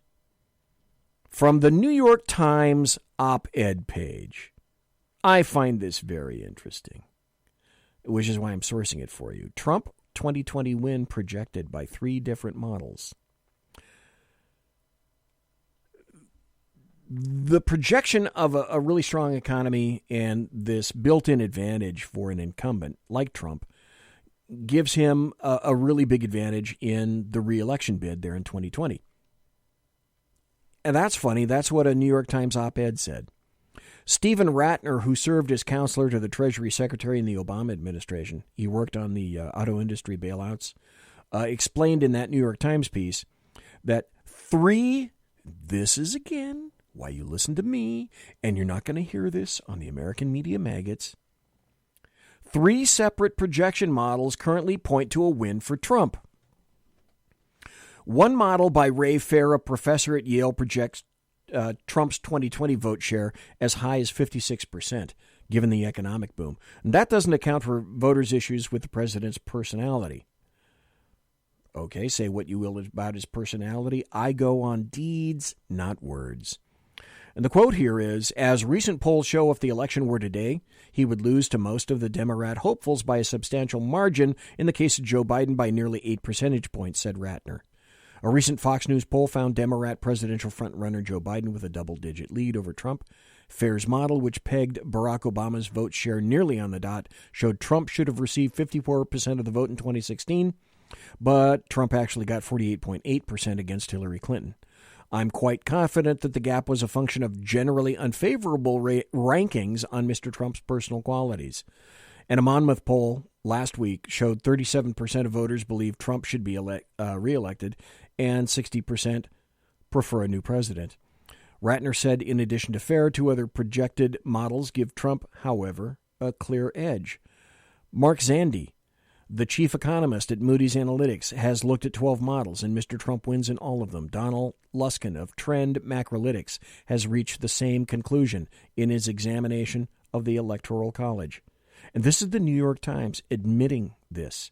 This is the New York Times admitting this. Then we have Mueller. Now, if Sackhead Sean gets back in sufficient time, my goal is to play the 9-minute press conference that Mueller conducted yesterday, kind of out of the blue. I have a lot of thoughts about that, and I bet you two too. And that press conference has thrown a ton of controversy and a ton of dog poo into the punch bowl. But I find it very interesting. Do you not? Let me make this observation and see if you concur. Have you heard the, quote, air quotes, leadership of the Demorats call for outright lynching of President Trump, as in outright impeachment right here, right now of President Trump? Have you heard Nancy Pelosi say specifically, I am going for impeachment against President Trump? No. What about this? Don't you think it's strange that little Chucky Schumer has said nothing on this issue? Don't you think that's just a little weird? I have to say, it's kind of staggering. So, when Sean gets here, if he gets here, I want to do some teening about that, as Ricky Ricardo would have said. Because there are a whole bunch of things that you can say and think about it. There's a whole bunch of people that say that with that press conference yesterday, Mueller just handed an impeachment directly over to Congress. My question is, really? Did he? What did he say? What did he really say about that? Let's see. I got about 2 more minutes. I think I can talk about these 2 articles really quickly. One observation, and this seems to be a continuing thread. CNN is really tanking. And I'm going to point to something else about CNN. It's not just, it didn't just tank on the back of Rachel Maddow when the Mueller report came out, because that was bad for CNN. This article that just came out, let's see. Oh, that's right. Today, from Forbes.com, says CNN dropped 26% in prime time as Fox News dominated the April cable ratings. And that is a continuing trend. But here's the funny thing. CNN, I don't know if you know this, they're about to move their big old studios and operations to a big brand new building in New York's brand new and widely hated, as a matter of fact, Hudson Yards development. Except that, timing being everything, their ratings have plummeted 26%. Okay. The Tibetan bell ringing channel is getting more hits and more watches than CNN is anymore. This is reflective now of the writing on the wall. I know I'm up at a break. I want to go to this story real quick so that you understand the confluence between these two thoughts.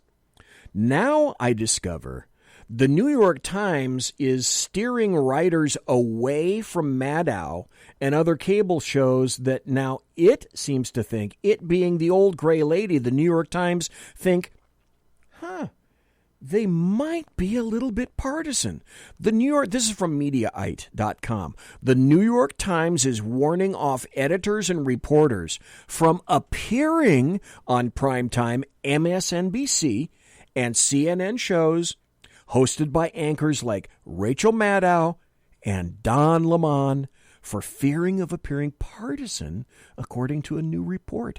Sources told this guy at Vanity Fair named Joe Pompeo that managers at the New York Times now have been steering their journalists away from appearing on, certain, air quote, certain news cable problems with a whole bunch of renewed vigor.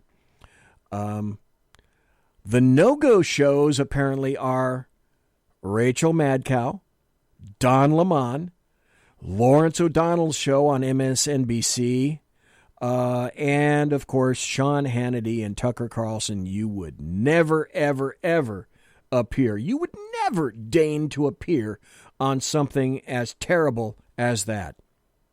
We're going to be right back after this. Conservative media done right. You're listening to the SHR Media Network. Hey, this is Michael Wright. And I'm Shannon Wright. Join us for The Right Way with Shannon and Mike, Monday through Thursday from 7 to 9 a.m. right here on SHR Media. Why are they joining us? For fun things like sports, politics. Oh, maybe some news and entertainment? And all kinds of other things. Money and recipes and events, all kinds of stuff. Yeah, so join us Monday through Thursday, 7 to 9 a.m. here on SHRmedia.com.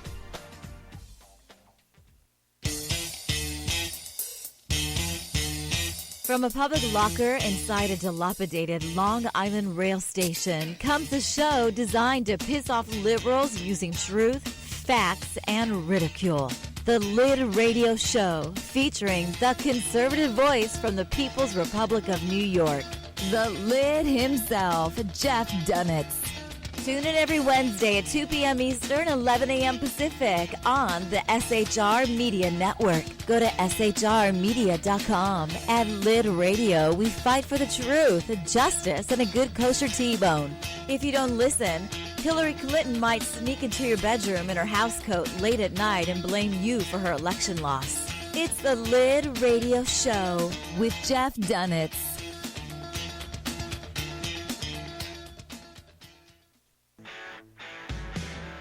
Hey girls, Carry Girl Gear is here.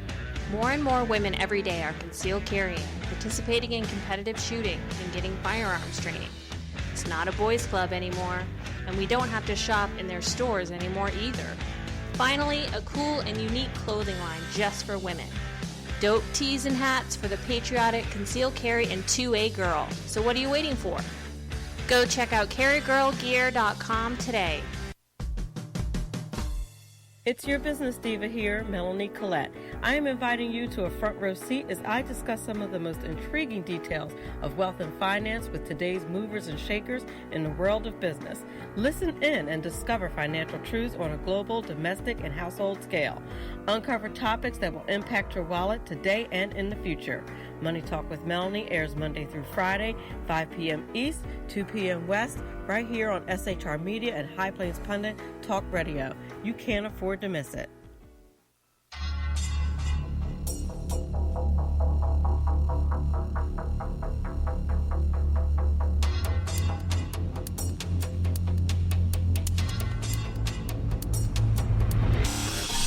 new show on the SHR Media Network, Sackheads Against Tyranny. On shrmedia.com. Go there quick like a bunny, 11 p.m. Eastern, 8 p.m. Pacific, every Wednesday. Live and direct on the SHR Media Network. shrmedia.com. Be there.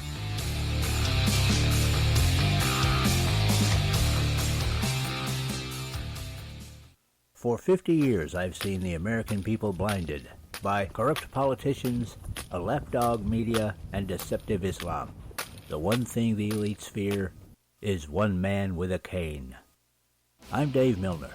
Join me through Spreaker, iTunes, and SoundCloud, through SHR Media and the Western Free Radio Network, for half a century of experienced perspective on political and social issues, weekly on The Unpleasant Blind Guy.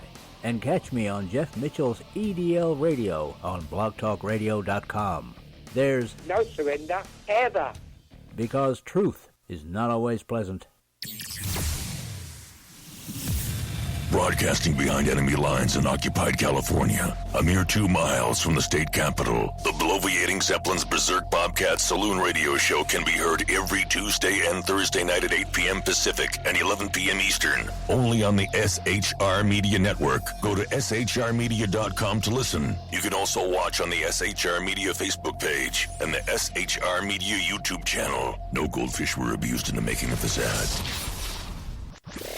Conservative media done right. You're listening to the SHR Media Network. Ladies and gentlemen, boys and girls, children of all ages, welcome back to the Final 25. It's the final 25 minutes of the bloviating Zeppelin's Berserk Bobcat. Did you say children of all Asians? Yes, children of all the Asians. Okay. Not some Asians, not a couple of Asians, not Asians in Indiana. I mean all Asians. You know what's funny is... What is funny? When we were first... I thought I knew what's funny. I'm not so sure anymore. When Clint and I were first starting out, and we were still doing our 15-minute podcasts on Sackheads, you know, you upload to whatever distributor you use, you know, and I forget which one we were using at the time. It was before Blog Talk even, I think. Before? I'm not sure. Wow, okay. I think. We were using the predecessors to Podbean, and you know what? I bet you Dave Milner will be able to name it, but either way.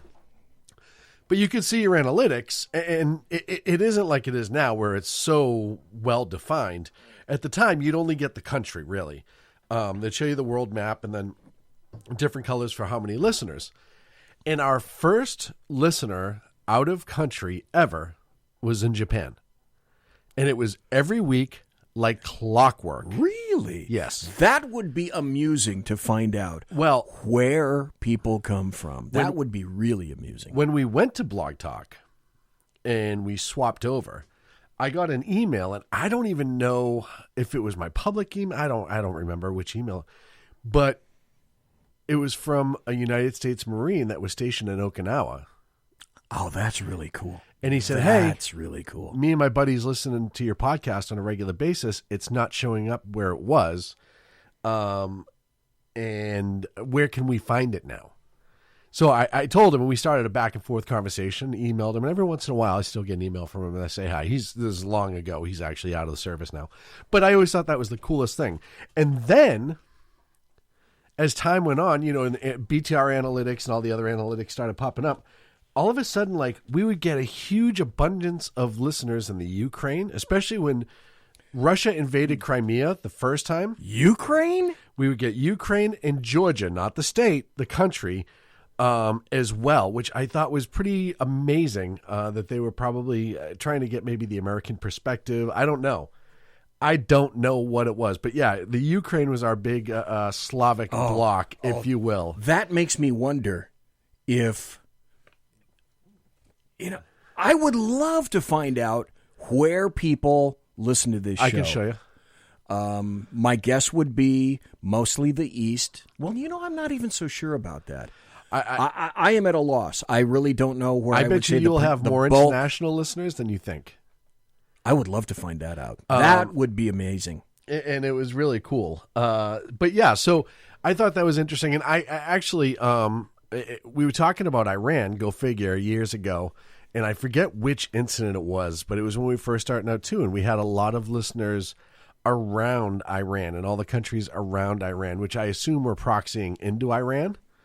But yeah, that was the other one we did too that I thought was pretty neat. By the way, I really like your patch on your hat. Thank you. Did you see the back? You didn't see the back of it, did you? No. Here, let me turn around. Nice. I like it. Huh? I like it. Okay, for folks that are listening on Spreaker and you're not on the video thing, I have a new little green hat. Then on the front, I've got a patch that says Bloviating Zeppelin. Easy. And then on the back, I've got another patch that says SHRmedia.com. Pretty damn impressive, I must say. It's a nice one. I must say. I'd like to play the 9-minute, because it really isn't all that long, cut from Bob Mueller. And then I'd like to discuss with Sean all the potential implications of this. And there are a ton. And, I mean, it is split right down the center, and the people that were partisan left are still, and the people that are partisan right are still. But I want to kind of parse this a little bit and then find out, if you didn't hear it, what's your take on this from Skeletal Bob at the podium? Good morning, everyone, and thank you for being here. 2 years ago, oh, come on. The acting Attorney General asked me to serve as special counsel, and he created the special counsel's office. The appointment order directed the office to investigate Russian interference in the 2016 presidential election. This included investigating any links or coordination between the Russian government and individuals associated with the Trump campaign. This guy's more exciting than John Kerry. I have not spoken publicly during our investigation. I'm speaking out today because our investigation is complete. The Attorney General has made the report on our investigation largely public. We are formally closing the special counsel's office, and as well, I'm resigning from the Department of Justice to return to private life. Okay, I'll make a few remarks about the results of our work. So he quit right up front. But beyond these few remarks, that's the first thing that I took away from that. Yep, I'm done. Is that he wants us to know immediately that he's done, he's gone, and he puts a lot of emphasis on this. Going back to private life. Yes. In other words, I don't want anything else to do with this shit. Yeah, because if you haven't gotten it, he's going to emphasize that again here in just a bit. That the office's written work speak for itself. Let me begin where the appointment order begins, and that is interference in the 2016 presidential election. As alleged by the grand jury in an indictment, Russian intelligence officers who were part of the Russian military launched a concerted attack on our political system. Okay, stop right here. Is there anybody else out there besides me that think that the bulk of leftists don't give one ragged fuck about what Mueller is talking about right now? Russians who colluded and tried to steal our election, that's not what we're interested in. And the most amazing part, out of everything in the Mueller report, this, to me, is the most interesting in this, is definitely the part that should be focused on and dealt with. Yeah, but isn't. No, nobody gives a shit. Yeah. But the reality of the situation is the Russian government, Vladimir Putin and friends, were trying to interfere. They were trying to. And I said this before. I don't know if I said it on air before. Look, if the Mueller report came out and was truthful, which it isn't, and said, hey, look, we did a report. They tried to get in touch with the Trump campaign. They were shut down there. They tried to get in touch with the Clinton campaign. They were shut down there. And life went on. If this investigation was legitimately about the Russian interference with the American election, I would be so much more interested in something he has to say. But it's not, and we all know it's not. Yeah, because we would appreciate the honesty and clarity if that was the true focus. Yes, because that's what it was supposed to be about. I digress. We move on. Yeah, okay, take it, Bob. Indictment alleges that they use sophisticated cyber techniques to hack into computers and networks used by the Clinton campaign. Oh, let me bring this up also. The Russians that they're talking about this is now actually a moot point because they're not even in the United States. Well, what did I say last time we discussed this? They're in Russia. Why Plus, aren't we bombing Russia? Plus, the people that he put indictments out for are some of the people that, and you don't hear this, went to, of all places, Facebook for ads. Yes. But you don't hear that. They stole private information and then released that information through fake online and identities and through the organization WikiLeaks. The releases were designed and timed to interfere with our election and to damage a presidential candidate. And at the same time as the grand jury alleged in a separate indictment, a private Russian entity engaged in a social media operation where Russian citizens posed as Americans in order to influence an election.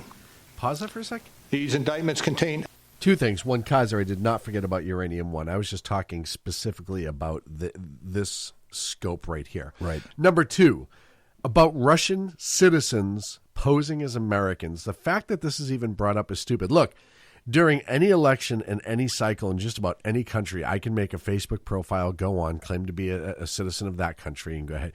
The problem is the stupidity of people in this country to believe everything they read on the internet being true and to assume that everything they're being told is truthful from people they barely know. Well, i.e. what happens with mainstream media and the Democrats almost every fucking day of the week. It's like telling people who get on a bicycle that before you mount that bicycle, you got to wear a bicycle helmet or a full shield, full face helmet, and you have to be wearing a Nerf suit because we know you can't figure this stuff out, so we're going to have to figure it out for you because you're children and we know better than you do. I said back in the day during the election when this, they were talking about the Russians and Facebook during the election, I said, if you made your voting decision on something that you've read off of Facebook without individually verifying it, shame on you. You're a moron. You are a moron, and I don't care who you voted for. You're a moron. Allegations, and we are not commenting on the guilt or the innocence of any specific defendant. Okay, let me stop right there. Are you getting the sense that this guy is about as comfortable as, a nice snowball in the flaming fires of hell? Long-tail cat in a room full of rocking chairs? Yeah. Yeah, this guy is about as comfortable making this statement as not. Yeah. Trump supporter in San Francisco. Innocent unless and until proven guilty. The indictments allege, and the other activities in our report describe, efforts to interfere in our political system. They needed to be investigated and understood, and that is among the reasons why the Department of Justice established our office. Sorry. The sad part is the FBI should have been trusted to investigate this by themselves. As corrupt as it was, obviously it could not, and we know it was corrupt. There's no question of the upper echelon. But an outside country's interference in our elections could have been done by the FBI, maybe a joint operation with the CIA so the overseas stuff gets handled, whatever. And we should have been able to trust them to do it appropriately. But we didn't, so a special counsel had to be appointed. Now, again, we know the politics behind why the special counsel was appointed. There's no question about it. But the reality of the situation is we should have been able to trust. And at that point, the trust was already gone from the FBI, the upper echelon, the 7th floor. Go ahead. Before I do that, I want to get into this too. I'm going to go even before that. We know that Dianne Feinstein had a Chinese informant leak in her office. Yeah. This was back in 1996. Yep. We know that Dianne Feinstein and her husband, whose name escapes me right now, her husband works deeply and has worked for quite a serious period of time on behalf of Chinese interests in America. Therefore, Dianne Feinstein, because she was on the Senate Intelligence Committee, had a great amount of input into the influence that China did or did not have. And that will wrap in uranium-1 on the theory of uranium-1 is on that same theory as the China and Feinstein. Yes, but the difference is this. Why was it that though she knows specifically it was discovered there was a mole, it turned out to be her driver? Wasn't a mole. Literally in her office, driving her everywhere, literally for at least 10 years. Listening to every conversation. Privy to conversations, privy to cell phone conversations, responsible for cleaning up her desk, responsible for whatever kind of intimate conversations. Did he place? You don't know. Right. You just don't know unless she had that place swept, and my guess would be not. No, because as we know, Democrats don't like anyone to look into their personal or private lives because they're Democrats. Well, except when Brennan spies on the Senate. But that's okay. And Dianne Feinstein takes a little umbrage to that. That's kind of okay. But the point I'm trying to make is Dianne Feinstein got a professional heads up by the FBI. Mm-hmm.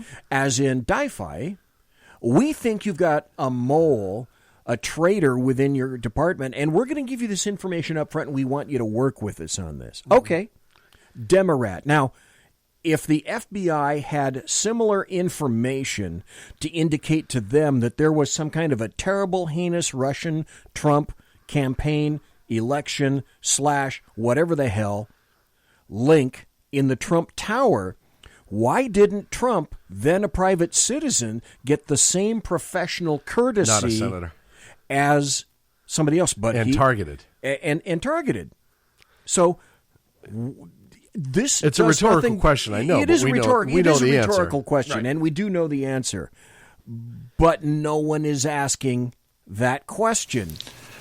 That is also a reason we investigated efforts to obstruct the investigation. The matters we investigated were of paramount importance. It was critical for us to obtain full and accurate information from every person we questioned. When a subject of an investigation obstructs that investigation or lies to investigators, it strikes at the core of their government's effort to find the truth and hold wrongdoers accountable. Let me say a word about the report. The report has 2 parts, addressing the 2 main issues we were asked to investigate. The first volume of the report details numerous efforts emanating from Russia to influence the election. This volume includes a discussion of the Trump campaign's response to this activity, as well as our conclusion that there was insufficient evidence to charge a broader conspiracy. And in the second volume, the report describes the results. I just want to note something, too. You know, this is before Trump was president that the investigation is focusing on. We're focusing on the Russian interference, and everybody in this country is outraged. Now, I'm outraged. I'm outraged because it's Russia. I'm not outraged because they've tried. It's Russia, and even then, Obama was still trying to play nicey nice with them on some weird level. Even though the only right thing that Mitt Romney's ever said in 20 years is the number one geopolitical threat to America is Russia. But the reality of the situation is this was, less than a year after Obama administration interfered with the Israeli election and tried to get Bibi kicked out of office?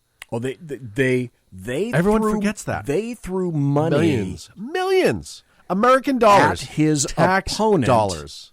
And that was a concerted, positive decision by the Obama administration to do that. So if you're talking influence peddling, look back at number 44 in the White House. Yep. Go on. Sorry.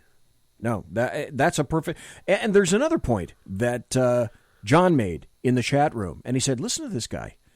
There's, I don't see it right here. I don't have it up. But somewhere in YouTube, there's an examination that's about 14 minutes. I heard part of it today, where they're examining the body language of Mueller, and they're concluding that much of it has to do with fear and lies. Well, that's because the AG report and the IG report. That he's displaying these things as he's speaking, and that John aptly puts out in chat, listen to him breathe. Yeah. He's having trouble breathing. He's making a great emphasis on he doesn't want to breathing. be there. He doesn't want to be there. Yep. But we're going to talk about this when we get through. What's his motivation? Fight or flight. Let's continue. An analysis of our obstruction of justice investigation involving the president. The order appointing me special counsel.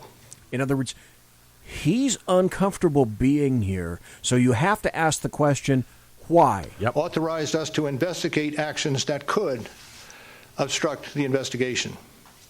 And we conducted that investigation, and we kept the office of the acting attorney general apprised of the progress of our work. And as set forth in the report, after that investigation, if we had confidence that the president clearly did not commit a crime, we would have said so. We did not, however, make a determination as to. Okay, let me stop and examine that point now, just for a second. Nancy Pelosi said basically that she's gravely disappointed in the Justice Department. Yes. But she wants an ironclad case against Trump before she makes the positive decision to go all in on impeachment. Pick me.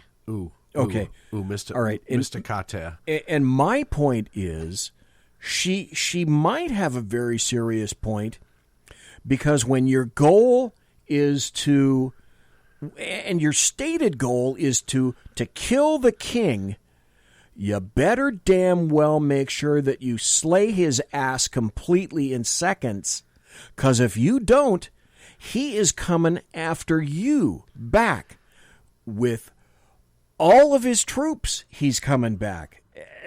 Yes, sir. The other thing, too, is that may be the most lucid thing that Nancy Pelosi's ever said. Look, we all know. In some time. Yeah, we all know what they want. I don't think Pelosi and Biden want this. We talked about that earlier, because neither one's really come out. They know it'll kill them politically long term, and it will, I believe. But Pelosi saying, look, I want ironclad before we move forward, is actually a very mature thing to say. Of like, look, I don't disagree. If there is something there, and even where there's smoke, I want to see the fire before I start putting water on it. I want to make sure that there's actually something before we impeach an American president. I'm okay with that statement. Well, see, this goes back to Kavanaugh. Okay, yep. Prove a negative. Yep. This throws rule of law right out the window, completely out the door with the baby and the bathwater. It's like with Kavanaugh. Okay, Sean, I had a collision with you back in 1982, and I was injured back then, yep. And you gave me a note saying that you were going to give me $10,000 to repair my car. You haven't done it, you son of a bitch. Where's the note? Okay, so now how do I prove that that's something that happened? And I can't. It's dispositive. Well, Mueller says, but I can't exonerate him. Wait, nobody can. Oh, okay. That's not your job. Okay, so when did the onus go to Donald Trump to prove his innocence? Yes. That's the same Kavanaugh situation that we're in right now. How do you prove a negative? What happened to the rule of law? Mueller has essentially reversed American law. What happened to innocent before proven guilty? That presumption. The Democrats have been in pushing American for law. this for a long time. It's the emotional response versus the literal and factual response. To be upset about something, it doesn't matter if it's right or wrong or it happened or didn't happen, is to just be upset at something. They're looking for a reason to be outraged. They play the emotions. Look, when you get charged with a crime in this country, I'm pretty sure in all 50 states and on a federal level, there is probable cause that is presented. Then the burden falls on the state, i.e. literally the state or the federal government, to prove beyond a reasonable doubt that you committed said crime by a jury of your peers. Now, if they cannot do that, you get a not guilty and you walk out the door. You don't get a he did it but we couldn't prove it and walk out the door.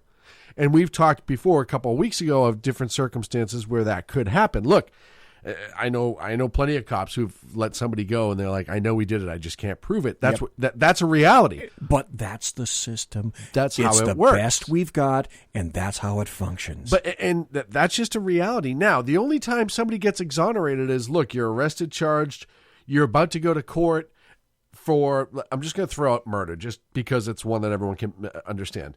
And then all of a sudden, a day before you go to court, somebody comes up with the videotape of the murder that nobody ever saw before, and it's clearly not you in the videotape. Exculpatory evidence has been submitted. So now you're exonerated because the murder now that doesn't mean you weren't an accessory. I'm talking about the specific charge of murder in this case. It is clearly not you, full facial recognition, a million different reasons why you could prove it's not you.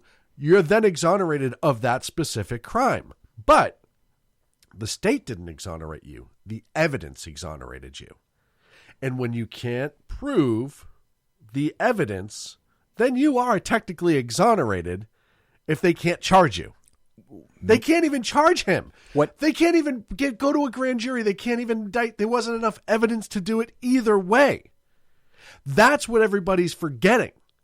So by saying I can't disprove that he did nothing wrong, that says I don't have probable cause. Look, threshold inquiry, reasonable suspicion, probable cause, beyond a reasonable doubt. That's the 4 steps of the criminal justice system. Well, the other thing that I'd like to point out, and we're at 10 o'clock right now.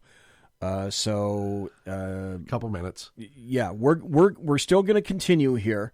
I want to remind everybody of this. Conservative media done right. You're listening to the SHR Media Network. Okay, so I've done my duty for the top of the hour. But I want to remind, thank you very much, in my shameless contract. I want to remind everybody specifically what Mueller just said. He said, quote, if we had confidence that the president clearly did not commit a crime, we would have said so. We did not, however, make a determination as to whether the president did commit a crime. So Mueller, by that admission, says, essentially, I didn't even do my job. Well, I had a job to do, and I didn't even do that. Well, and the amazing part is...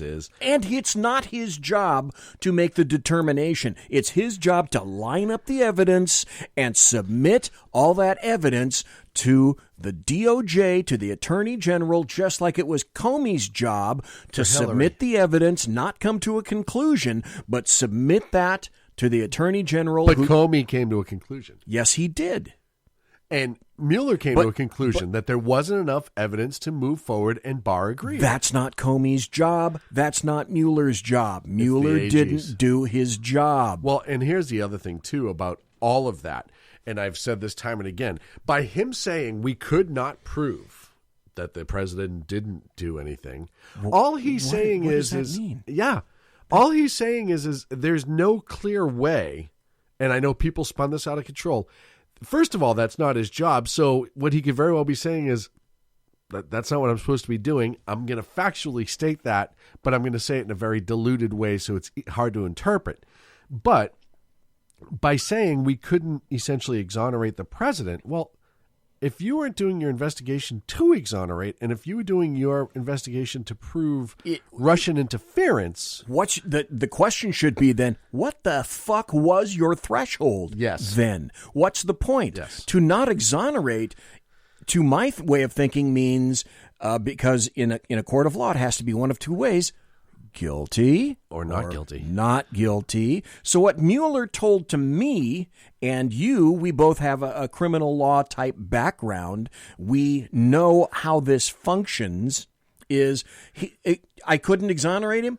Hello, not guilty. I can't charge him. But again, not your job to say whether he's not guilty. Your job, Bob, was to line the ducks up, put it in a report, and ship it over to the AG. Your job was to find out if the Russians interfered and on what level, and then if that led to any American wrongdoing, then you deal with that as well. But your job was not to specifically focus on the president.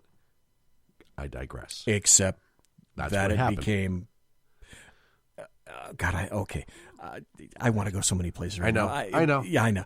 But okay, we're going to continue with this. Whether the president did commit a crime. The introduction to the Volume 2 of our report. Okay, now he mentions crime, but he doesn't talk about not guilty. If the threshold is crime, then what he just told us is the president's not guilty, except that's not what he said. So how partisan is that? Explains that decision. It explains that under long-standing department policy, a president cannot be charged with a federal crime while he is in office. That is unconstitutional. Okay, stop. Mueller made that decision. Yep. He's saying he made that decision. Yep. So he's circumventing the point of the investigation in the first place. It's not a law. It's just a preference. It is, yes. It's not something. It's not a UCMJ or it's not a USC, a United States Code. It's not the Constitution. That's a rule and regulation that DOJ adheres to. Yep. At what point did that stop his investigation? At no point. And when did that change? That rule changed under Janet Reno for the Clinton. After the Clinton. That. Yes. Imagine that. That changed after the Clinton investigation, where the Democrats went, oh, shit, we almost lost it on that one because, President No Pants got himself in a cigar room. So they changed that ruling because up until then you could. But I digress. Go on. See, this is Mueller he didn't just put his thumb on the scale. He didn't just put his hand or arm on the scale. He didn't just put his elbow on the scale. He got up, all 6'2" and maybe 130 pounds of him dripping wet. He got up and put his entire damn body on the scale. He's still, I submit, not doing his job. Even if the charge is kept under seal and hidden from public view, that too is prohibited. The special counsel's office is part of the Department of Justice. Wait, stop. Bob, if you thought this, why didn't you go back to the DOJ, to either Rosenstein or now Barr, and have a convo with them and saying, if you're not going to let me do my job here, and this statute in my mind keeps me from doing my job, no point I'm stepping down. What's the point of doing this? Right. He didn't do that, which again indicates to me this is wildly partisan. And just for the record, you mentioned Rosenstein. Look, we've all seen what happens when all these hacks leave the office. The first thing they do is Comey's out against Trump. Everyone's out against Trump, right? All these former Obama staffers. Rosenstein left office and has had nothing but negative things to say about Comey. Yeah. He hasn't once said anything about the Barr decision, anything about Mueller report, like, yeah, well, that I was overruled on that. I wanted that to get prosecuted. No, he has not. You're right.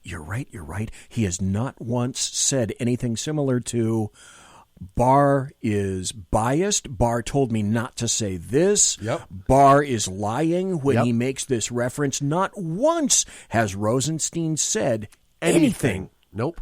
Like that. That's an excellent. That's where he gets a little credibility back with me, because I'm like, yes. All right, you're not going full partisan hack. As a matter of fact, you're calling out all these other guys for going full partisan hack. You make an excellent point. And by regulation, it was bound by that department policy.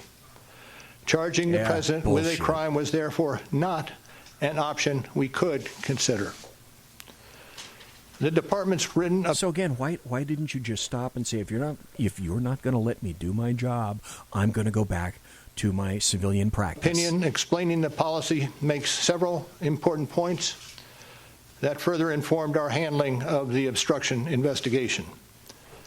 Those points are summarized in our report, and I will describe two of them for you. First, the opinion explicitly permits the investigation of a sitting president because it is important to preserve evidence while memories are fresh and documents available. Among other things, that evidence could be used if there were co-conspirators who could be charged now. And second, the opinion says that the Constitution requires a process other than the criminal justice system to formally accuse a sitting president of wrongdoing. So you know where this is going. What he just did is throw it over to Congress and say, your turn. Is say, I'm done with this. I'm sitting here in front of you. To me, this is him telecasting. Now, Congress, the ball's in your court. I've done as much as I can do for you. Now you need to do the rest. Couple things to point out, too, though. Look, during the Trump campaign, after he was a verified candidate, he had Secret Service assigned to him 24/7. I doubt, maybe I'm wrong, that he personally met with any Russian agents, correct? Because you would have... Let's play into the Democrats' idea that he did collude, all right? So you can't charge the president. He's the sitting president. All right.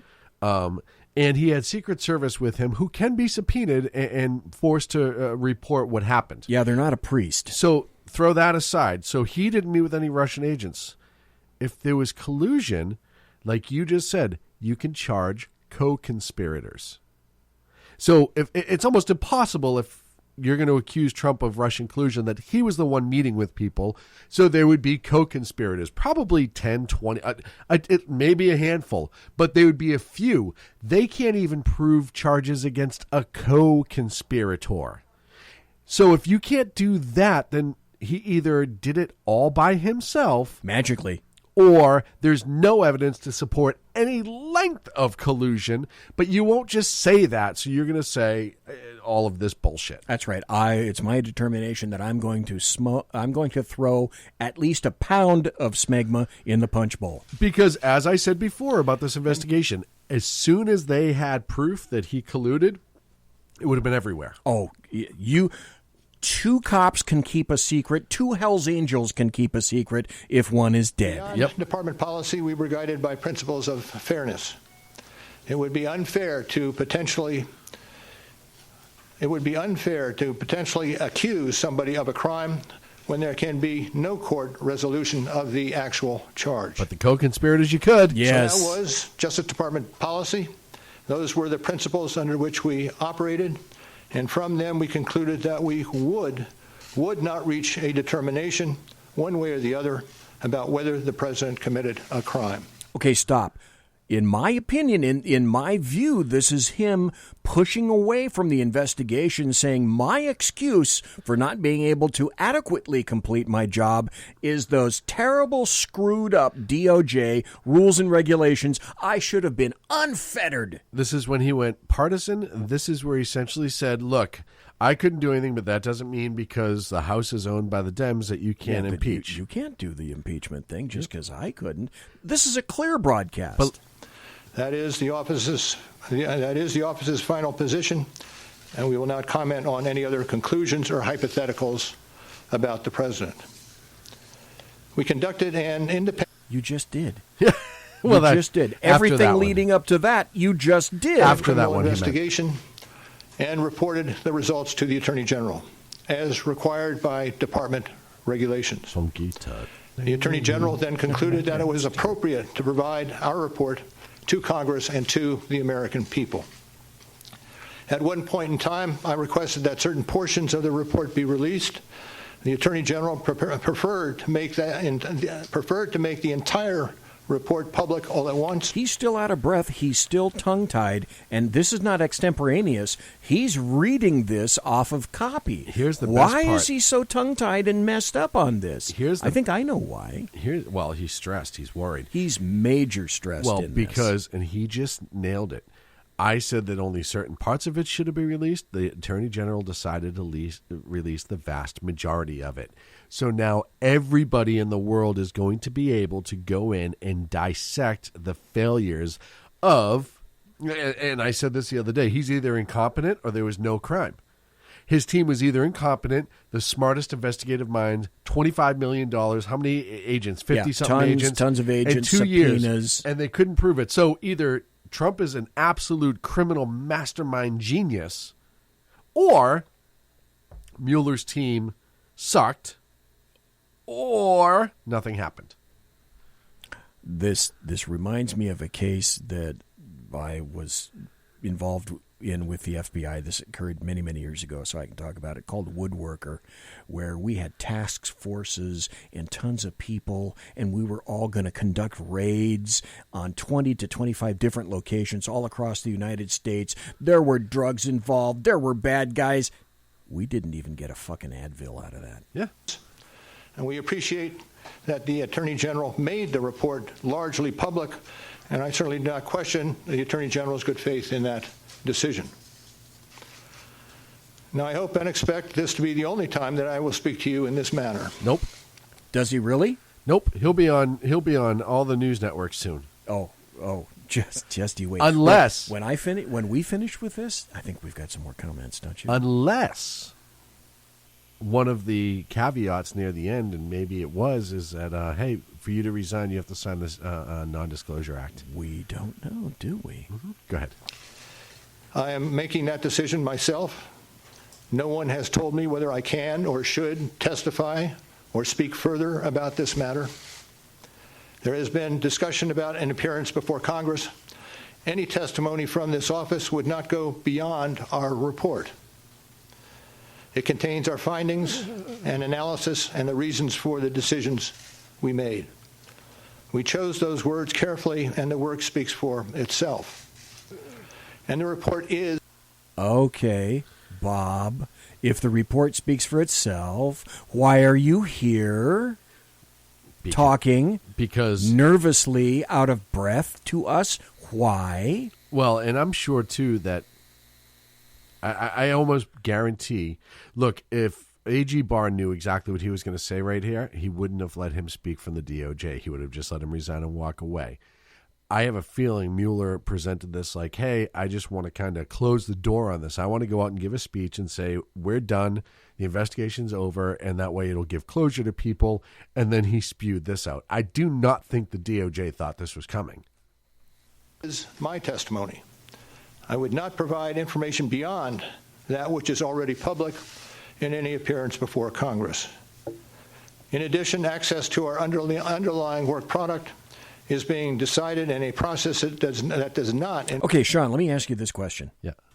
Do you think Mueller's being... do you think he's being honest with us when he says, I don't want to testify, I don't want to appear. Yes. As far as I'm concerned, this is done, and I will not willingly cooperate in the future with this. As far as I'm concerned, I am fini. I do not want to appear. He does not want to appear, and here is why. Yes. If he appears, he's going to be put under oath. If he's put under oath, he can be cross-examined by Republicans. Yes. If he's cross-examined by Republicans, he's going to have an issue. With A.G. Barr's investigation looming, he's under oath. When you're under oath in Congress, that can be utilized later in court. Subject to the same thing that he subjected others to. So if he says, if he is overtly dishonest to a Republican House of Representative or a congressman through a cross-examination, and then it comes out through the Barr Dunham-Durham, the guy from Connecticut, Durham, investigation, that this was in fact not true, and now he lied to Congress. Guess what can happen to Bobby Munster there? Well, that's what you want to do as a prosecutor. You take a subject, put them on the stand, and get them to make a statement so that their statement is locked in. And then once that statement is made, like Mueller could potentially do if he's called in front of Congress, then that gives you information from which to impeach his testimony if you have contra testimony. And I'll tell you right now, where this happens a lot is DUI arrests, defense attorneys. They will get the officer into a DMV hearing where they are sworn in, but it's not court. More often than not, the police officer, if they didn't do anything accurately or disaccurately, whatever, but at the DMV hearing, they're much more laid back than they would be at court because it's just a DMV hearing, right?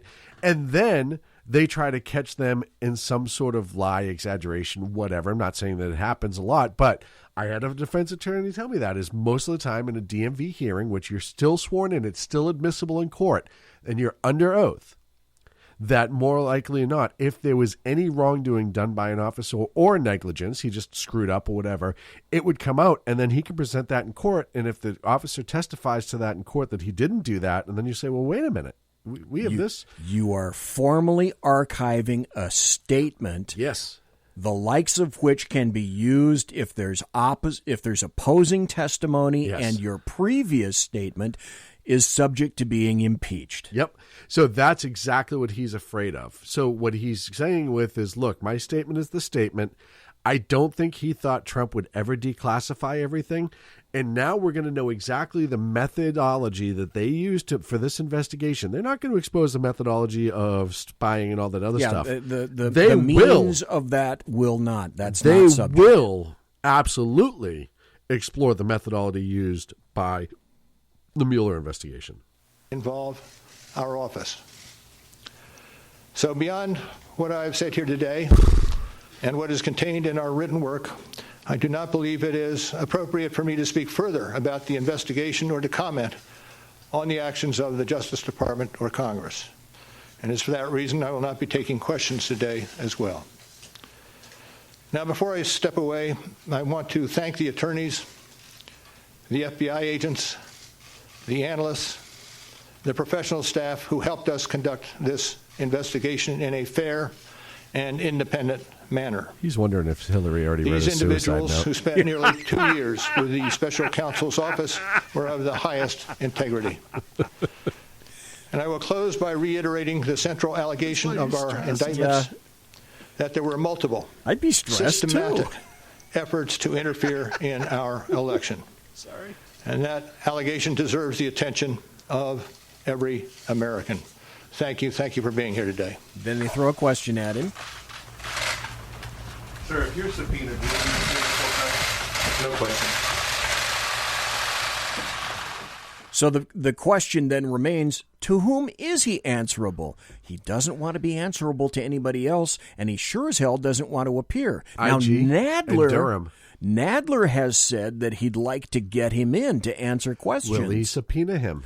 That's a good question. And quite frankly, and I've said this for some time, and I think all the Republicans in at least the House Judiciary Committee would love to get him in there so that they could lock him into a statement. Well, and also the Durham is it Durham? Yeah, it is Durham. Yeah, the Durham investigation too. They may we don't know. Force him. We don't know what they've got. Plus, we discovered that his investigation has been going almost like a week or two, only a short period of time after Barr got in there. Barr talked to this guy named Durham and got him going on this stuff before he said zip on the DL to anybody else. Yep, and I don't even think that Mueller's people knew. I have a feeling they went to Durham because he's trustworthy, he's safe. He got his other team all together and said, look, I need you to start looking into this because we pretty much know based on the IG report, Strosk page, all that other stuff, we know shit's fucking sideways. So we need something to look at this. And by the way, I don't know why Democrats are so afraid of looking into it. First and foremost, it's not a 2-year, multi-million-dollar campaign, 75 people, whatever. To have the investigators who are investigating the President of the United States double-checked, if he did nothing wrong and you were 100% confident in that and you were 100% positive in what you did and Mueller's ability and everybody else involved, then you wouldn't even sweat this. You'd be like, no, it's a great idea. You know what? I want everyone to know that what Robert Mueller did was 100% balls accurate. Okay, great. Well, I read an article by Kurt Schlichter.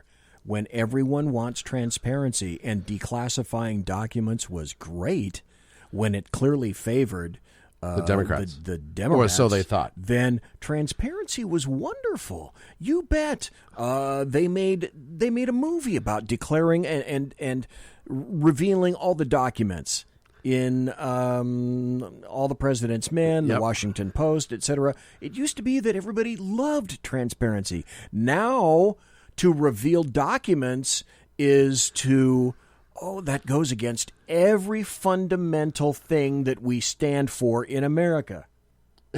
Whiskey deal, that is a technical term, balls accurate. No, it's dead nuts, right? It's a construction term. You want to make sure that's plumb and dead nuts. But that's where it's at right now. Like you said, everyone wanted transparency until transparency can hurt. And when transparency can hurt, all of a sudden you don't want transparency.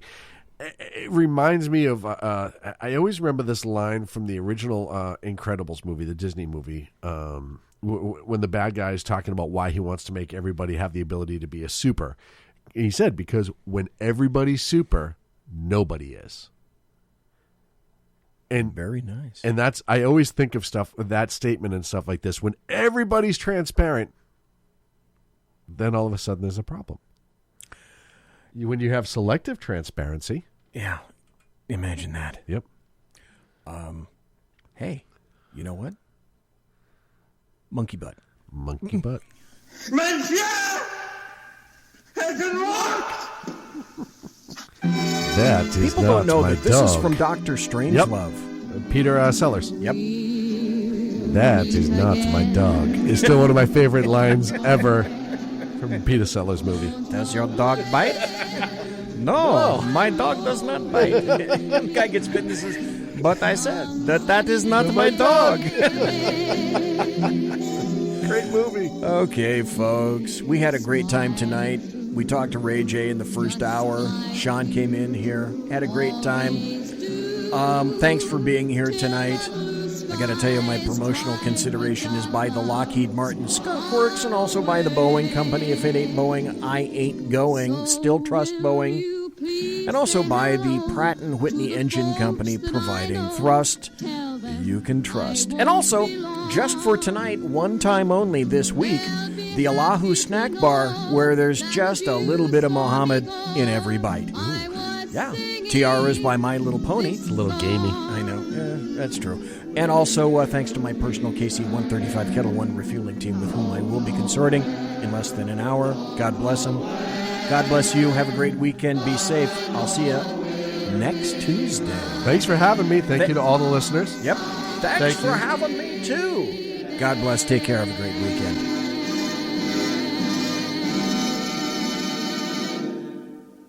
Everybody quiet down now and get some sleep. Good night, everybody. Good night, Mama. Good night, Ben. Good night, everyone. Good night, Mama. Good night, Daddy. Good night, children. Good night, Daddy. Good night, Elizabeth. Good night, John Boy. Good night, Jim Bob. Good night, Jim Bob. Good night, Jim Bob. What's going on? I was asleep. What's everybody doing? Good night, Jim Bob.